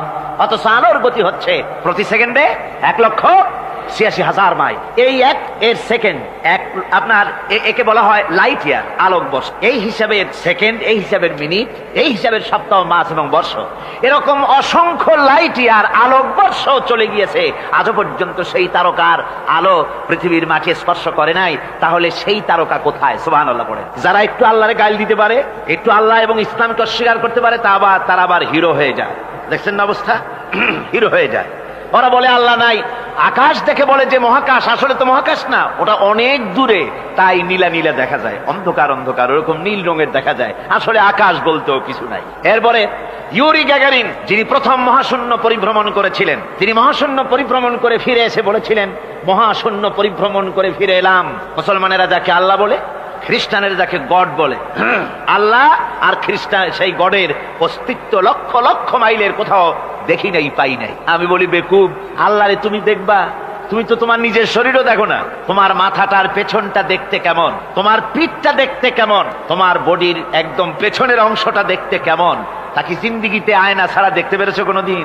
নিজের শরীরই দেখতে পাও না, আর শরীরের স্রষ্টা মহান আল্লাহকে দেখতে চাও, দারুণ দুঃসাহস পোষণ করতেছে। আল্লাহ পাকের ওই মহান সৃষ্টি, এই বিশাল সৃষ্টির তুলনায় আমাদের অবস্থান কোথায়? আমাদের অবস্থান হচ্ছে মহাসমুদ্রের ভিতরে কাগজ দিয়া নৌকা বানায়া যদি ছেড়ে দেওয়া যায়, তো মহাসমুদ্রে কাগজের নৌকাটার যে অবস্থা, এই আল্লাহর মহাবিশ্বে মহাশূন্যের ভেতরে স্পেস, মহাশূন্য আল্লাহর মহাসৃষ্টি, এর ভেতরে আমাদের অবস্থানও আটলান্টিক মহাসাগরে কাগজের নৌকাটা যেমন, আমাদের পৃথিবীর অবস্থাটা তেমন। সুবহানাল্লাহ। আল্লাহ কত বিরাট! সুবহানাল্লাহ। আমার বন্ধুগণ, আল্লাহ পাক বলছেন যে এইভাবে করে আমি চন্দ্র সৃষ্টি করেছি এবং সূর্য সৃষ্টি করেছি। ওয়াজআলা ফিহা সিরাজা ওয়া কামারাম মুনীরা, সেখানে একটা প্রদীপ আমি জ্বালিয়েছি, সেই প্রদীপটা হচ্ছে সূর্য। এই সূর্যটা হচ্ছে বিশাল, যা পৃথিবী থেকে 9,30,00,000 মাইল দূরে যে সূর্য অবস্থান করছে, এত দূরে থাকা সত্ত্বেও এই সূর্যের দিকে মানুষ খালি চোখে তাকাতে পারে না, এত উত্তপ্ত। সূরা নাবার মধ্যে আল্লাহ বলেছেন এটাকে ওয়াজআলনা সিরাজাও ওয়াহাজা, উত্তপ্ত, অতি উজ্জ্বল, অতি উত্তপ্ত প্রদীপ, এই সূর্যটাকে আল্লাহ বলেছেন। তার তাপ এত বেশি যে পৃথিবীর কোন কোন জায়গায় সূর্যের তাপ 140 ডিগ্রি ফারেনহাইট পর্যন্ত উঠে যায়, এত তাপ হয়। তো এই সূর্যের দিকে মানুষ যদি খালি চোখে তাকায় তাহলে তার চোখের দৃষ্টিশক্তি বিনষ্ট হয়ে যাওয়ার সম্ভাবনা থাকে। এই সূর্য দিয়ে আল্লাহ পাক ফসল পাকান, এই সূর্য দিয়ে জীবকুলের প্রাণ শক্তির সঞ্চার করেন আল্লাহ পাক। এই সূর্য, বিজ্ঞানীরা বলেছেন, একটা বই আছে, লেখকের নাম আমার মনে নাই, man does not stand alone. এই বইয়ের ভিতরে এই বিজ্ঞানী লিখেছেন, আল্লাহর সৃষ্টি রহস্য সম্পর্কে লিখেছেন যে সূর্য যেখানে এখন আছে, স্রষ্টা নিশ্চয়ই একজন আছেন, তিনি বলছেন যে সূর্য যেখানে আছে ওখান থেকে যদি কিছু নিচে নেমে আসতো সূর্য, তাহলে গোটা পৃথিবী পুড়ে ছাই হয়ে যেত। আর যেখানে আছে ওখান থেকে যদি কিছু উপরে উঠে যেত, গোটা পৃথিবী হিম শীতলতায় গোটা পৃথিবী ফ্রিজ হয়ে যেত। অথচ একটা মাপা একটা জায়গায় আল্লাহ পাক এই সূর্যকে রেখেছেন, সুবহানাল্লাহ পড়েন। আবার চন্দ্রকেও এমন একটা মেজারমেন্ট করা জায়গা আল্লাহ রেখেছেন, এই চন্দ্র যদি উপরে উঠে যেত, যেখানে আছে সেখান থেকে গোটা পৃথিবীটা মরুভূমি হয়ে যেত। আর যেখানে আছে সেখান থেকে যদি নিচে নেমে আসতো কিছুটা, তাহলে গোটা পৃথিবী বন্যায় প্লাবনে গোটা পৃথিবী ভেসে চলে যেত। সুবহানাল্লাহ ওয়া বিহামদিহি। এই চন্দ্রকে আল্লাহ পাক এভাবে রেখেছেন, সূর্যকে এভাবে রেখেছেন। আবার এই সূর্যের রয়েছে অতি বেগুনি রশ্মি, সেই অতি বেগুনি রশ্মি যেন এমন একটা পাওয়ার আছে সূর্যের, যে সূর্যের তাপ যদি পৃথিবীর মানুষ গায়ে লাগে, ওই রশ্মিটা যদি লাগে, সৃষ্টি জগতের ক্যান্সার হবে, সৃষ্টি জগৎ মরে যাবে, বাঁচতে পারবে না, অসুখ করবে। সেজন্য ওজোন স্তর একটা আল্লাহ বানিয়ে রেখেছেন, ওজোন একটা স্তর, যেটাকে বিজ্ঞানীরা এখন বলছেন গ্রিন হাউস এফেক্ট। এই ওজোন স্তরে ফাটল ধরেছে, বিজ্ঞানীরা লক্ষ্য করেছেন ওজোন স্তরে ফাটল ধরে সূর্যের সেই ক্ষতিকারক পাওয়ারটা পৃথিবীর মাটির কাছে চলে আসতেছে। এখন এটাকে ঠেকাবার ব্যবস্থা করা হচ্ছে। আমার বন্ধুগণ, এটা কেন হচ্ছে? আল্লাহ রাব্বুল আলামিন বলেন, ওয়ামা আসাবাকুম মিন মুসিবাতিন ফাবিমা কাসাবাত আইদিকুম। তোমাদের উপরে যত বিপদ আসে, মুসিবত আসে, সব তোমাদের হাতের কামাই করা, দুই হাতের কামাই করা, দু হাত দিয়ে যা কামাই করেছো তার ফল তোমাদের পেতে হচ্ছে। গ্রিন হাউস এফেক্ট কেন হলো? কারণ হচ্ছে আমাদের গাড়ি থেকে যে কার্বন ডাই অক্সাইড, কালো ধোঁয়া আমরা বের করি, আমাদের মিল কলকারখানা থেকে যে চিমনি থেকে কালো ধোঁয়া বের হয়, এগুলিকে শোষণ করার জন্য, এগুলিকে নষ্ট করার জন্য হলো গাছ। গাছ হলে মানুষের বন্ধু। আমরা জনমের মতো গাছ কাটি, লাগাই না। এভাবে করে প্রকৃতির ভারসাম্য আমরা নষ্ট করেছি। আমরা প্রকৃতির ভারসাম্য নষ্ট করবার জন্য ইচ্ছে করে দেশের পাহাড়গুলিকে ধ্বংস করছি। অথচ আল্লাহ পাক বলেছেন, এই পাহাড় পৃথিবীর ভারসাম্য রক্ষার জন্য, প্রকৃতির ভারসাম্যকে রক্ষা করার জন্য আমি পাহাড় সৃষ্টি করেছি। জোরে বলেন সুবহানাল্লাহ। মানুষ এভাবে নিজের সর্বনাশ নিজেই করতেছে। আল্লাহ পাক বলছেন, এভাবে করে আমি সবকিছুকে একটা সুন্দর পদ্ধতি দিয়ে সৃষ্টি করেছি। আর ওই যে আলোকমণ্ডিত চাঁদ, ওই চাঁদ সম্পর্কে প্রশ্ন তুলেছে কাফেরেরা, যে চাঁদটা কি? ওয়ায়াসআলুনাকা আনিল আহিল্লাম কুল হিয়া মাওয়াকিতু লিন্নাস। আল্লাহ রাব্বুল আলামিন বলেন, নবী আপনাকেই প্রশ্ন করা হয় চাঁদের ক্রমবর্ধমান এবং ক্রমহ্রাস সম্পর্কে, যেটা কি আপনি তাদেরকে বলে দেন। আমি এই চাঁদকে একটা প্রাকৃতিক ক্যালেন্ডার বানায়া, চিরস্থায়ী ক্যালেন্ডার বানিয়ে তাম পৃথিবীর মানুষের জন্য আকাশে ঝুলায় রেখেছি, মহাশূন্যে টানায় রেখেছি, যেন প্রতিদিন রাত্রি বেলায়, দিনের বেলায়, রাতের বেলায় তারা দিন রাত মাস বছর গণনা করতে পারে। এই জন্য বিনা পয়সার একটা ক্যালেন্ডার আমি ঝুলায় রাখছি। জোরে বলেন সুবহানাল্লাহ। এমনি করে চাঁদ এবং সূর্যকে আমি সৃষ্টি করে দিই। আল্লাহ পাক বলেন, وهو الذي جعل الليل والنهار خلفة لمن أراد أن يذكر أو أراد شكورا। আর আমি দিন এবং রাতকে একে পরস্পরের স্থলাভিষিক্ত বানিয়েছি, যারা শুকর আদায় করবে আর যারা এর দ্বারা জ্ঞান অর্জন করবে তাদের জন্য। অর্থাৎ তারা এগুলি দেখে মনে করবে যে এগুলি খালি খালি না। এই যে রাত আসতেছে, দিন আসতেছে, দিন এবং রাত্রের এই যে পরিবর্তনটা, এর মধ্যে রয়েছে নিদর্শন। সূরা আলে ইমরানের মধ্যে আল্লাহ পাক বলেন, ইন্না ফি খালকিস সামাওয়াতি ওয়াল আরদি ওয়াখতিলাফিল লাইলি ওয়ান নাহার লাআয়াতিন লিউলিল আলবাব। যারা নিশ্চয়ই আমার এই সৃষ্টি রহস্য সম্পর্কে, দিন এবং রাতের পরিবর্তনের ব্যাপারে যারা চিন্তা করে, গবেষণা করে, তাদের জন্য আমি অনেক কিছু চিন্তার বিষয়ের মধ্যে রেখে দিয়েছি। তারা এসব আমার সৃষ্টি নৈপুণ্যতা দেখে তারপরে তারা হতবাক বিস্ময় বিমুখ হয়ে তারা বলে, এগুলি দেখে আর বলে, আল্লাযীনা ইয়াযকুরুনাল্লাহা কিয়ামান ওয়া কুউদান ওয়া আলা জুনুবিহিম ওয়া ইয়াতাফাক্কারুনা ফি খালকিস সামাওয়াতি ওয়াল আরদ। তারা বসা অবস্থায়, দাঁড়ানো অবস্থায় আমার প্রশংসা করে আর বলে, রব্বানা মা খালাকতা হাযা বাতিলান সুবহানাকা ফাকিনা আযাবান নার। আয় আল্লাহ পাক, তুমি কোনো কিছু খেল তামাশার বিষয়বস্তু করে তৈরি করো নাই, অতএব জাহান্নামের শাস্তি থেকে তুমি আমাকে রক্ষা করো। আল্লাহর নবী বলেছেন, আল্লাহর সৃষ্টি নৈপুণ্যতা সম্পর্কে যদি কোনো বান্দা 1 ঘন্টা চিন্তা করে, 1 ঘন্টা যদি গবেষণা করে, চিন্তা করে, রব্বুল আলামিন তার আমলনামায় 60 বছরের নফল ইবাদতের সব লিখে দেন। জোরে বলেন সুবহানাল্লাহ। আল্লাহ পাক এই সমস্ত কথা বলে এখন ওই ফর্মুলা বলতেছেন যে আসলে আমার বান্দা হওয়ার জন্য, খাঁটি বান্দা হওয়ার জন্য তার কয়েকটি বৈশিষ্ট্য থাকতে হবে। আল্লাহ পাক এখানে 8টি বৈশিষ্ট্য বর্ণনা করেছেন। আল্লাহর খাঁটি বান্দা হওয়ার জন্য বৈশিষ্ট্য কয়টা লাগবে? 8টি। বেহেশত কয়টা? বেহেশত কয়টি? আল্লাহ পাক বৈশিষ্ট্য বানিয়েছেন 8টি। এখানে 8টি বৈশিষ্ট্যের কথা বলা হয়েছে। মহান আল্লাহ রাব্বুল আলামিন বলেন, ওয়া ইবাদুর রাহমানিল্লাযীনা ইয়ামশুনা আলাল আরদি হাওনা ওয়া ইযা খাতাবাহুমুল জাহিলুন ক্বালু সালামা।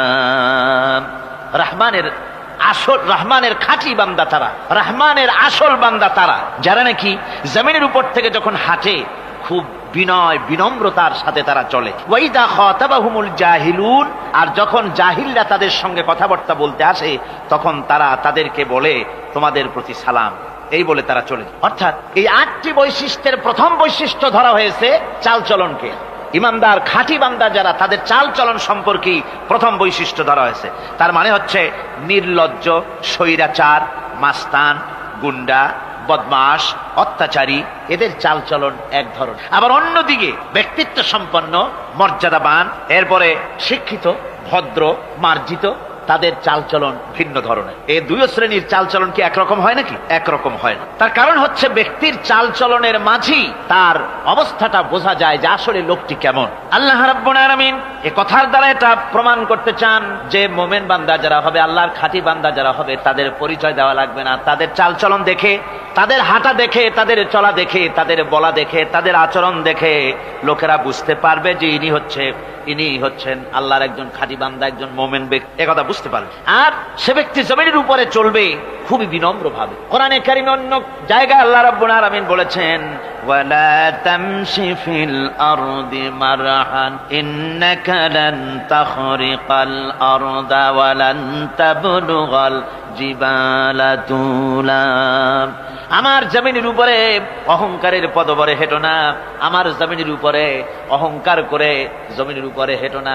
তুমি জমিনের উপরে অহংকার করে হেঁটে পদাঘাত দিয়ে আমার এই জমিনকে ফাটায় দিতে পারবে না, আর তুমি লাভ দিয়ে আমার আকাশে, আমার পাহাড়ের উচ্চতাও তুমি ছাড়িয়ে যেতে পারবে না।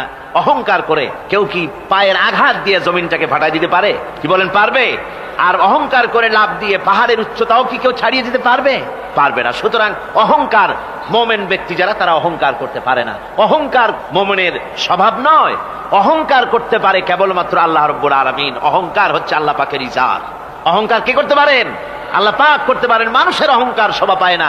মানুষ, তোমার আবার অহংকার কিসের? 1 ফোঁটা নাপাক পানি দিয়ে যার জন্মের উৎস, এমন নাপাক পানি যা শরীর থেকে নির্গত হলে পরে গোসল করা ফরজ হয়ে যায়, এমন 1 ফোঁটা নাপাক পানি যার জন্মের উৎস, তার অহংকার কি? অহংকার করবেন আল্লাহ রাব্বুল আলামিন। হাদিসে কুদসির ভিতরে এসেছে, আল্লাহ পাক বলেছেন, যে ব্যক্তি অহংকার করে সেজন্য আমার চাদর নিয়ে টানাটানি করে। জোরে কর নাউযুবিল্লাহি মিন যালিক। সুতরাং মোমেন বান্দা যিনি হবেন, আল্লাহর খাঁটি বান্দা, রহমানের খাঁটি বান্দা, সে ব্যক্তি কখনো জমিনের উপর অহংকারের সাথে চলাফেরা করবে না, বরং তার চাল চলন হবে অত্যন্ত বিনম্র। আর কি? আর হলো জাহিলদের সঙ্গে সে কোনো বিতর্কে লিপ্ত হবে না। জাহিলরা গালাগালি দেবে, গালাগালির জবাবে সে গালাগালি দেবে না। জাহিলরা অত্যাচার করবে, অত্যাচারের জবাবে সে অত্যাচার করবে না, বরং তাদেরকে দেখলে, তারা অত্যাচার করতে আসলে, তারা গালাগালি দিলে তাদের জবাবে ইতফা বিল্লাতি হি আহসান, তাদের জবাবে তাদেরকে সালাম দিয়ে সেখান থেকে তারা কেটে পড়বে। সূরা কাসাসে অন্য জায়গায় আল্লাহ রাব্বুল আলামিন একথা আবার এভাবে বলতেছেন, ওয়াইজা সামিউল লাগবা আ'রাদু আনহু ওয়া ক্বালু লানা আ'মালুনা ওয়া লাকুম আ'মালুকুম সালামুন আলাইকুম লা নাবতাগিল জাহিলিন। আল্লাহ পাক বলছেন যে যখন মুমিনেরা পরস্পরে মুমিনদের সাথে জাহিলদের যখন দেখা সাক্ষাৎ হয়ে যায়, যখন ঝগড়ায় লিপ্ত হতে চায়, তখন মুমিনেরা যারা মুমিন বান্দা, আল্লাহর খাঁটি বান্দা, তারা বলবে যে তোমাদের আমলের প্রতিফল তোমরা পাবা, আমাদের কৃতকর্মের ফল আমরা পাবো, সুতরাং তোমাদের প্রতি সালাম, তোমাদের সাথে আমাদের কোনো সম্পর্ক নাই, ঝগড়াঝাটি না করে তারা ফিরে আসবে। আল্লাহ পাক এরপরে বলেন, ওয়াল্লাযীনা ইয়াবিতুনা লিরাব্বিহিম সুজদান ওয়া কিয়ামা। রহমানের খাঁটি বান্দা তারাই আরেকটি বৈশিষ্ট্য, তাদের এই 2 নম্বরের বৈশিষ্ট্য বার বলা হচ্ছে রহমানের, আল্লাহর খাঁটি বান্দার 2 নম্বরের বৈশিষ্ট্য যেটা, সেটা হচ্ছে এই যে তারা রাত কাটায় তার রবের হুজুরে আল্লাহর দরবারে সেজদা দিয়ে দাঁড়িয়ে থেকে কান্দাকাটি করে তারা রাত গুজরান করে। জোরে বলেন সুবহানাল্লাহ। আর এর বিপরীত যারা, তারা রাত কাটায় রাতের বেলা মদ, জুয়া, সিনেমা, গান বাজনা, অশ্লীলতা, নাটক, হাবিজাবি গল্প গুজব করে তারা তাদের রাত কাটায়। আর যারা মোমেন বান্দা, আল্লাহর বান্দা, যারা খাঁটি বান্দা, তারা এই রাত তারা আল্লাহর ইবাদতের ভিতর থেকে কান্দাকাটির মধ্য দিয়ে দাঁড়িয়ে দাঁড়িয়ে অথবা সেজদার ভিতরে তারা তাদের রাত কাটিয়ে দেয়। কোরআনে কারীমে আল্লাহ রাব্বুল আলামিন একথা এভাবে বলেছেন, তাতাজাফা জুনুবুহুম আনিল মাদাজি ইয়াদউনা রাব্বাহুম খাওফান ওয়া তামআ। আমার মোমেন বান্দারা তাদের পার্শ্বদেশ এবং পৃষ্ঠদেশ বিছানার উপরে বেশি রাত থাকে না, তারা তাদের রবের প্রতি রবের ভয়, আল্লাহর ভয়, আশা এবং আশা পোষণ করে, আর তারা আল্লাহকে ভয় করে তারা বিছান থেকে নিজের পিঠকে আলাদা করে নিয়ে তারা রাতের বেলায় আমার কাছে কান্দে, আমার কাছে দোয়া করে, তারা কান্দে, ইবাদত করে। সূরা যারিয়াতের ভিতরে রব্বুল আলামিন বলতেছেন, কানু কালিলাম মিনাল লাইলি মা ইয়াহজাউনা ওয়া বিল আসহারি হুম ইস্তাগফিরুন। আমার এই মুমিন বান্দাগুলি, আমার খাঁটি বান্দা যারা, তারা সারা রাত ঘুমায় না, রাতের একটা অংশ মাত্র তারা ঘুমায়, সারা রাত ঘুমায় না, একটা অংশ তারা ঘুমায়, আর বাকি অংশটুকু শেষ রাত্রে তারা ওঠে আর আমার দরবারে তারা কান্দে, মাপ চায় আর কাঁদতে থাকে, চোখের পানি ফেলতে থাকে। আল্লাহ রাব্বুল আলামিন শেষ রাত্রে প্রথম আকাশে আসেন। হাদিস শরীফে এসেছে, প্রথম আকাশে আল্লাহ রাব্বুল আলামিন এসে দুনিয়ার মানুষকে ডাকেন, কে আছো? গুনাহ করে জীবন বোঝাই করে ফেলেছো, নাফরমানি করেছো, গুনাহ করেছো, অথবা বিপদে পড়েছো, ঋণগ্রস্ত হয়ে পড়েছো, অসুবিধায় পড়েছো, মামলা মকদ্দমায় পড়েছো, আমার কাছে মাপ চাও, আমার কাছে সাহায্য চাও। এই সময় যে সমস্ত বান্দারা আরামের ঘুমকে হারাম করে আল্লাহর দরবারে কাঁদতে থাকে, তাহাজ্জুদের নামাজ আদায় করে যখন হাত তুলে কাঁদে, আল্লাহ পাক তখন এই দৃশ্য দেখে ফেরেশতাদের বলেন, ও আমার ফেরেশতারা, আমার ওই বান্দাগুলি কাঁদে কেন? সমস্ত মানুষ যখন ঘুমানো, এই বান্দাগুলি কাঁদে কেন বলো? ফেরেশতারা বলে, আল্লাহ তুমি তো ভালো করে জানো। ফেরেশতারা বলে, আল্লাহ পাক বলবেন, তবুও তোমাদের মুখ থেকে শুনতে চাই। ফেরেশতারা তখন বলবে, রব্বুল আলামিন তোমার বান্দা গুনাহ করেছে, জাহান্নামের ভয়তে তোমার কাছে কাঁদতেছে, তোমার ভয়তে কাঁদে, জাহান্নামের ভয়তে কাঁদে। আল্লাহ জিজ্ঞেস করেন, ফেরেশতারা, ওরা যে আমার ভয়তে কাঁদে, ওরা কি আমারে দেখছে নাকি? ফেরেশতারা বলেন, না খোদা তোমারে দেখে নাই। আল্লাহ পাক বলেন, ওরা আমার যে জাহান্নামের ভয়তে কাঁদে, ওই জাহান্নাম তারা দেখেছে নাকি?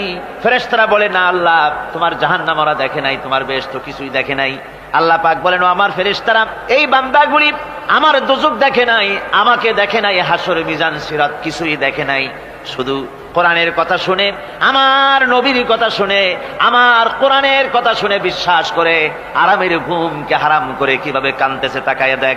আমার রহমতের দরিয়ায় জোশ মেরে গেছে, তোরা সাক্ষী থেকে যা, আমার ওই ক্রন্দনরত বান্দাগুলিকে আমি আল্লাহ মাফ করে দিলাম। আমার ভাইয়েরা, আল্লাহ পাক বলেন আম্মান হুয়া কানিতুন আনা আল-লাইলি সাজিদাও ওয়া কাইমা। আল্লাহ রাব্বুল আলামিন বলেন সিজদার ভিতরে আর দাঁড়ানোর ভিতরে আমার এই বান্দাগুলি আখিরাতে আমার সঙ্গে দেখা করা লাগবে এই ভয়েতে, জাহান্নামের ভয়েতে তারা কান্দে, এভাবে কাঁদতে থাকে। আর আল্লাহ পাক ওই সময় তাদের গুনাহ মাফ করতে থাকেন। কোরআনে কারীমের ভিতরে আল্লাহ পাক বলেন সারা রাত ঘুমাতে আল্লাহ নিষেধ করেছেন, সারা রাত যেন ঘুমায়ো না, পাইকারি দরে ঘুমায়ো না, একটু জাগো। ওয়াজকুর ইসমা রাব্বিকা বুকরাতাও ওয়া আসীলা।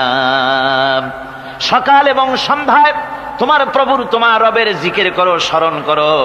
وَمِنَ اللَّيْلِ فَاسْجُدْ لَهُ وَسَبِّحْهُ لَيْلًا طَوِيلًا। তোমার রাতের বেলায় রাতের একটা অংশ সিজদায় অবনত হও, আর রাতের দীর্ঘ সময় ঘুমায় থেকো না, হয় একটা লম্বা সময় ঘুমাও, কিন্তু একটা অংশ রাখো যে সময় তুমি আমার দরবারে সিজদায় পড়ে যাবে, কাঁদবে। আমার বন্ধুগণ, রাতটা ওয়াজআলনাল লাইলা সুবাতা, আল্লাহ রাব্বুল আলামিন ওয়াজআলনা সুবাতাও আছে, ওয়াজআলনান নাওমা সুবাতা ওয়াজআলনাল লাইলা লিবাসা। ঘুমকে বানাইছেন আল্লাহ শান্তির বাহন, আর রাতকে করেছেন আচ্ছাদন। রাতকে কি করেছেন? আচ্ছাদন। রাতকে একটা পর্দা লাগিয়ে দিয়েছেন, রাতের পর্দা। যেহেতু প্রেম ভালোবাসা ঢোল পিটায় করা যায় না, ঢোল পিটায় প্রেম করা যায় যায় না। মানুষকে দেখায় দেখায় প্রেম ভালোবাসা করা যায় না। এটা হলো দুনিয়ার রীতিনীতি, দুনিয়ায় যেটা মানুষেরা করে। আসল সবচাইতে বড় ভালোবাসার পাত্র হলেন আল্লাহ, মাশুক হলেন আল্লাহ, আশেক হলো মানুষ।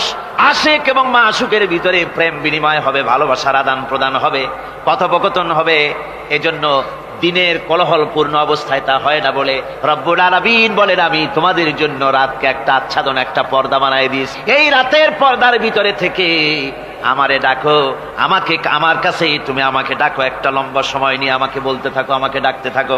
আল্লাহ পাক তার নবীকেও বলেছেন ইয়া আইয়ুহাল মুযাম্মিলু কুমিল লাইলা ইল্লা কালিলা। হে চাদর আচ্ছাদিত ব্যক্তি, রাত্রিকালে সালাতে দণ্ডায়মান থাকো, কিন্তু কম, সারা রাত জাগার দরকার নেই। একটা অংশ জাগো যখন তুমি আমার জন্য কাঁদবে, আমার জন্য সিজদায় পড়ে থাকবে। রাসূল পাক সাল্লাল্লাহু আলাইহি সাল্লাম তাহাজ্জুদের নামাজি সিজদায় পড়ে থাকতেন, রাতে ঘন্টার পর ঘন্টা চলে যেতেছে। হযরত আয়েশা বলেন আমি মনে করতাম সিজদায় এমন ভাবে রাসূল পড়েছেন আর ওঠেন না, আমার মনে হতো হুজুর বুঝি ইন্তেকাল করে গেছেন। আমি রাসূলের পায়ের আঙ্গুল ধরে আস্তে করে চাপ দিতাম, হুজুর তাতে একটু ব্যথা পেয়ে আঙ্গুল নাড়া দিতেন, তখন আমি মনে করতাম আল্লাহর নবী বিদায় হন নাই, বেঁচে আছেন। আবার কখনো দাঁড়িয়ে দাঁড়িয়ে নামাজের ভিতরে তেলাওয়াত করতে করতে রাত শেষ হয়ে যেত, আমার মনে হতো এই দাঁড়ানো থেকে হুজুর বুঝি আর রুকুতে যাবেন না। আবার যখন রুকুতে যেতেন মনে হতো এই রুকু থেকে আর বুঝি সেজদায় যাবেন না। আবার যখন সেজদায় যেতেন মনে হতো এই সেজদা থেকে রাসূল বুঝি আর উঠবেন না। সুবহানাল্লাহ। সাহাবায়ে কেরাম জিজ্ঞেস করতেন হে রাসূল, হযরত আয়েশা জিজ্ঞেস করে হে রাসূল আপনি এত কাঁদেন কেন, এত ইবাদত করেন, এত রাত জাগেন? হযরত আয়েশা বলেছেন আল্লাহ নবী দাঁড়িয়ে দাঁড়িয়ে তেলাওয়াত করতে করতে, দাঁড়িয়ে দাঁড়িয়ে নামাজ পড়তে পড়তে পাও মোবারক, কদম মোবারক এমন ভাবে ফুলে যেত সকালবেলায় জুতার মধ্যে পাও ঢুকতো না। সুবহানাল্লাহ। এইভাবে রাসূল পাক কষ্ট করতেন। জিজ্ঞাসা করতে এত ইবাদত কেন করেন? আপনার তো আগের পিছের সমস্ত গুনাহ আল্লাহ মাফ করেছেন, কোনো গুনাহ আপনার নাই। তবু আল্লাহ বলে দিয়েছেন নবী আপনার আগের পিছের সব মাফ, তারপরেও এত কাঁদেন কেন? আল্লাহর নবী বলেছেন ও সাহাবীরাও আমার স্ত্রীরা শোনো, আমি কি আমার বান্দার, আমি আমার আল্লাহর শুকরগুজারকারী বান্দায় কি আমি পরিণত হব না? যে আল্লাহ আমাকে এত নিয়ামত দিয়েছেন, আমি কি সেই আল্লাহর শুকরগুজার হব না? রাসূলুল্লাহ ভাবে কাঁদতেন। সুতরাং প্রত্যেকটি মুসলমানকে রাতের বেলায় আল্লাহর দরবারে হাত তুলে কাঁদতে হবে, মোনাজাত করতে হবে রব্বুল আলামিন যে গুনাহ করেছি, আমি যত গুনাহ করেছি, আমাকে তুমি নেয়ামত যা দিয়েছো এই নেয়ামত তুমি না দিলেও পারতে, তুমি দয়া করে দিয়েছো। এভাবে যদি মানুষ কান্দে আল্লাহ এই অপরাধ করেছি, অপরাধের কথা যদি স্মরণ করে আর কাঁদতে থাকে, আল্লাহ রব্বুল আলামিনের রহমত তার উপরে তখন পড়তে থাকে। আর এই তাহাজ্জুদ গভীর রাতের কান্দাকাটি, এই জন্য আল্লাহ পাক বলেন এর আসল ব্যাপারটা হলো ইন্না নাশিআতাল লাইলি হিয়া আশাদ্দু ওয়াতআন ওয়া আকওয়াম মুকিলা। আসল ব্যাপার হলো এই প্রকৃতপক্ষে রাতের বেলায় যে নামাজটা হয়, শয্যা ত্যাগ করে মানুষ যে নামাজ পড়তে দাঁড়ায়, এতে করে তার আত্মসংযমের ট্রেনিং হয়ে যায়, আল্লাহর সঙ্গে মহব্বত কায়েম হয়ে যায়। ইসলামী আন্দোলনের বিজয়ের জন্য কর্মীদের এটা সবচাইতে বড় ওষুধ। শুধু হরতালের প্রোগ্রাম দিয়া, শুধু মিছিলের প্রোগ্রাম দিয়া ইসলামী আন্দোলন বিজয় কোনো কালে হয় নাই, আর হবেও না। এজন্য আন্দোলন যারা করে তাদেরকে গভীর রাত্রে উঠতে হয়, নফল রোজা রাখতে হয়, আর গভীর রাত্রে তেলাওয়াত করতে হয়, কাঁদতে হয় আল্লাহর কাছে, তা না হলে আন্দোলনের বিজয় হওয়া সম্ভব নয়। আমার বন্ধুগণ, আমরা জেনেছি ইতিহাসে আছে লাল সালু একটা বই পড়ানো হয়, কলেজে পড়ানো হয়, আপনারা নাম শোনেন নাই? এই বইটা আমাকে একজন প্রফেসর এই চট্টগ্রামের আমাকে দেখতে দিলেন, আমি দেখলাম। তার মধ্যে তিনি ইসলামের ব্যাপারে এত বিদ্বেষ ছড়িয়েছেন। এক জায়গায় তিনি লিখতে গিয়ে লিখেছেন, আমি পড়লাম, নিজে পড়েছি, যে দেশে যত টুপি দেখা যায় জমিনে এত শস্য হয় না।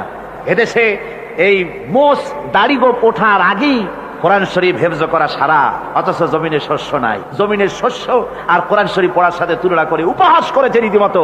একটা দুশ্চরিত্র খলনায়ককে দিয়ে সেখানে কোরআন হাদিসকে বিকৃত করার অপচেষ্টা চালানো হয়েছে। এরকম একটা নিকৃষ্ট বইকে তারা স্কুলে এবং কলেজে সেখানে পড়াশোনার ব্যবস্থা করে দিয়েছে। আর ইসলামের ব্যাপারে যদি কেউ গাইল দিতে পারে, তাহলে সে বইটাকে খুব সুনাম সুখ্যাতি করে বাজারে ছড়াবার চেষ্টা করা হয়, ঠিক কিনা কর? যে কবি, ওই আগেই বলেছি, যে কবি ইসলামের গাইল দিতে পারবে সে সবচাইতে বড় কবি। যে সাহিত্যিক ইসলামকে খোসা দিয়া, কোরআনকে খোসা দিয়া কথা লিখতে পারবে, সে হলো শ্রেষ্ঠ সাহিত্যিক, ঠিক কিনা কর? আর এই খ্রিস্টান জগৎ, ইহুদি জগৎ, তারা ইসলামকে আর মুসলমানদেরকে গালাগালি করার জন্য সব সময় মুসলমান নামের কুলাঙ্গারদেরকে বেছে নেয়। যেমন নবুয়াতের উপরে হামলা চালাতে হবে, সেজন্য এই পৃথিবীর নিকৃষ্ট কাফের গোলাম মোহাম্মদ কাদিয়ানির মতো একটা নিকৃষ্ট কাফেরকে তারা বেছে নিয়েছে, জোরে কর নাউজুবিল্লাহ। তার নাম একটা মুসলমানি নাম। আবার আমাদের দেশে আল্লাহকে, রসুলকে গালি দিতে হবে, দাউদ হায়দারের মতো একটা জাহান্নামের কীটকে তারা বেছে নিয়েছে মুসলমান নামে। আবার রসুলকে গালি দিতে হবে, হযরত আয়েশা সিদ্দিকা রাদিয়াল্লাহু তাআলা আনহাকে গালি দিতে হবে, সেজন্য মুসলমান নামের কলঙ্ক সালমান রুশদি নামক এক শয়তানকে এই ইহুদিরা বেছে নিয়েছে, ঠিক কিনা কর? কিন্তু এখন সালমান রুশদি যাবা কোথায়? এখন সালমান রুশদির উপরে যিনি হুকুম হজ জারি করেছিলেন, ইমাম খোমেনি বেঁচে নাই, কিন্তু তার হুকুম এখনো বেঁচে আছে। উনি অর্ডার করেছেন, যেখানে পাও সেখানে হত্যা করো, ফাকতুলু সালমান রুশদি হাইসু ওয়াজাদতুম, ওরে যেখানে পাও সেখানে হত্যা করো। এখন ওর দশা হয়েছে এই, চেহারা সার্জারি করে টরিয়া, তারপরে এখন লা ইয়ামুতু ফিহা ওয়ালা ইয়াহইয়া, সে বাঁচিয়াও নাই মরিয়াও নাই, এমন অবস্থা আছে। আমার ভাইরা, আমার মুসলমান মদও যদি খায়, জেনাও যদি করে, রসুলকে যখন কেউ গালি দেয় তখন মনে করে আমি একটা অপরাধ করেছি, ঠিক, আমি মদ খাইছি, অন্যায় করেছি, আমি নামাজ পড়ি না, অন্যায় করেছি, কিন্তু আমার রসুলকে গালি দিয়েছে, ওরে যদি পাই ওর কাঁচা কলিজা চাবায় খাবো, ঠিক কিনা কর? সুতরাং আজকে এইভাবে করে আমার দেশের শিক্ষা ব্যবস্থাকে নষ্ট করা হয়েছে এই ধরনের বই পড়িয়ে। এবং এক শ্রেণীর শিক্ষক আছেন যারা কলেজ ইউনিভার্সিটিতে অপ্রাসঙ্গিকভাবে ইসলামকে গালাগালি করে, আল্লাহকে গালি দেয়, ইসলামকে গালি দেয়, মুসলমানদেরকে গালি দেয়। বরদাস্ত করতে পারি না। বলি, বন্ধুরা, ইসলাম যদি ভালোই না লাগে তাহলে নামটা মুসলমানি নাম রাখছেন কেন? ঘোষণাটা দিয়ে দেন, আমরাও জানাজা না পড়াবার হাত থেকে বেঁচে যাই, ঠিক কিনা? সুতরাং এরা ওই জায়গায় বসে আছে আমাদের সন্তানদের মস্তিষ্ককে বিকৃত করার জন্য। আল্লাহ রাব্বুল আলামিন বলেন এভাবে করে, ওয়াল্লাযীনা লা ইয়াদউনা মা'আল্লাহি ইলাহান আখারা ওয়া লা ইয়াকতুলুনান নাফসাল্লাতী হারামাল্লাহু ইল্লা বিল হক, তারা হত্যা থেকে বিরত থাকে, মানুষকে হত্যা করে না। ওয়া মান ওয়ালা ইয়াজনুন, আর তারা ব্যভিচার করে না, জিনা ব্যভিচার করে না। জিনা ব্যভিচার সম্পর্কে কোরআন শরীফ বলছে, ওয়ালা তাকরাবুজ জিনা ইন্নাহু কানা ফাহিশাতান ওয়া সাআ সাবিলা। জিনা করা তো দূরের কথা, আল্লাহ পাক বলছেন জিনার নিকটবর্তী হয় না। জিনার নিকটবর্তী মানুষ হয় কিভাবে? জিনার নিকটবর্তী হওয়ার জন্য কতগুলি উপকরণ এবং উপাদান আছে। তা হচ্ছে অশ্লীল নৃত্য গীত, তা হচ্ছে যৌন আবেদনমূলক পত্র পত্রিকা, তা হচ্ছে অশ্লীল ছায়াছবি, তা হচ্ছে নারী সৌন্দর্যের প্রদর্শনী। এই সব জিনিসগুলি মানুষকে জেনার দিকে আকৃষ্ট করে। এসব কি আমাদের সমাজে চালু আছে? আমাদের সমাজে আছে? তো জেনার উপকরণ কি কি বললাম?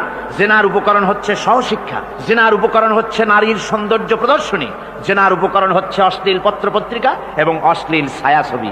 এগুলি মানুষকে জেনার দিকে আকৃষ্ট করে, উদ্বুদ্ধ করে। এসব আমাদের সমাজে চালু আছে। ব্যাঙ্গের ছাতার মতো ভিডিও ক্লাব চালু হয়েছে শহরের কোনায় কোনায়, রাস্তার মোড়ে মোড়ে। আর এ দিয়ে ছবি এনে মানুষ দেখতে থাকে আর চরিত্র নষ্ট হতে থাকে। এরপরে রয়েছে সহশিক্ষার ব্যবস্থা, রয়েছে নারীদের বেপরদিগি সৌন্দর্যের প্রদর্শনী, আর রয়েছে যৌনাবেদনমূলক পত্রপত্রিকা। আর পত্রপত্রিকার কাজই হচ্ছে এখন যৌন সুশ্রুড়ি দেওয়া আর ইসলামকে গালি দেওয়া। বর্তমান সরকারের আমলে 1991 সনের জানুয়ারি থেকে শুরু করে, যখন সরকারের স্থিতিশীলতা ছিল না, জানুয়ারি ফেব্রুয়ারি মাস থেকে নিয়ে আজ পর্যন্ত বর্তমান সরকার প্রায় 138টি সাপ্তাহিক, পাক্ষিক, মাসিক, দৈনিক পত্রিকার ডিক্লারেশন দিয়েছেন। এতগুলি পত্রিকা, আর সমস্ত পত্রিকায় ওনারা ঘোষণা করেছেন যে আমরা সাংবাদিকতার সর্বোচ্চ স্বাধীনতা দিয়েছি। আর এই সর্বোচ্চ স্বাধীনতার সুযোগ নিয়ে প্রত্যেকটি পত্রিকা, অলমোস্ট প্রায় প্রত্যেকটি পত্রিকা ইসলামকে গালি দিচ্ছে। আর কিছু পত্রিকা সমাজে চালু হয়েছে, বাংলাদেশে চালু হয়েছে ভারতের রয়ের টাকায়। ভারতের রয়ের টাকা দিয়ে যে পত্রিকা, দৈনিক এবং সাপ্তাহিক পত্রিকা চালু হয়েছে, তার ভিতরে রয়েছে দৈনিক ভোর এবং আজকের কাগজ, সাপ্তাহিক পূর্বাভাস। ভারতের রয়ের টাকা দিয়া পরিচালিত এই কাগজগুলি গোটা বাংলাদেশের জাতি সত্তাকে দ্বিধা বিভক্ত করার জন্য সর্বাত্মক প্রচেষ্টা তারা চালাচ্ছে। এরা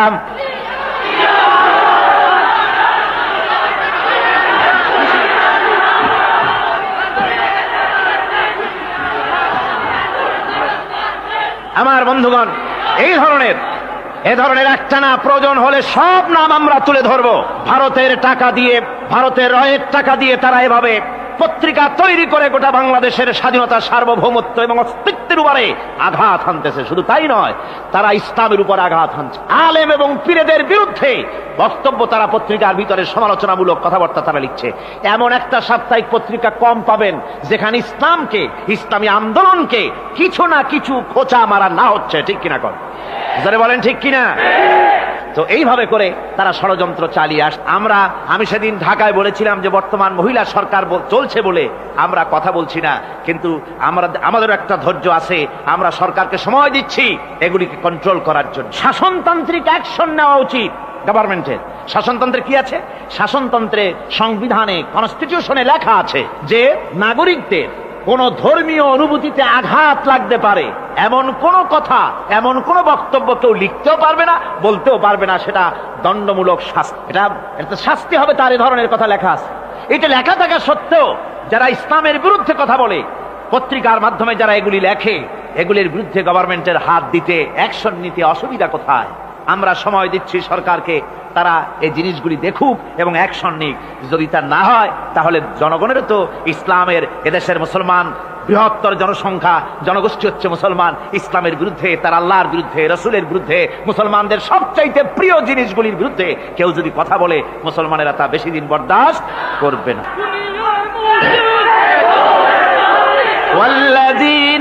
আল্লাহ পাকের বলেন ইউদাআফ লাহুল আযাবু ইয়াওমাল কিয়ামাতি ওয়া ইয়াখলুদু ফীহি মুহানা।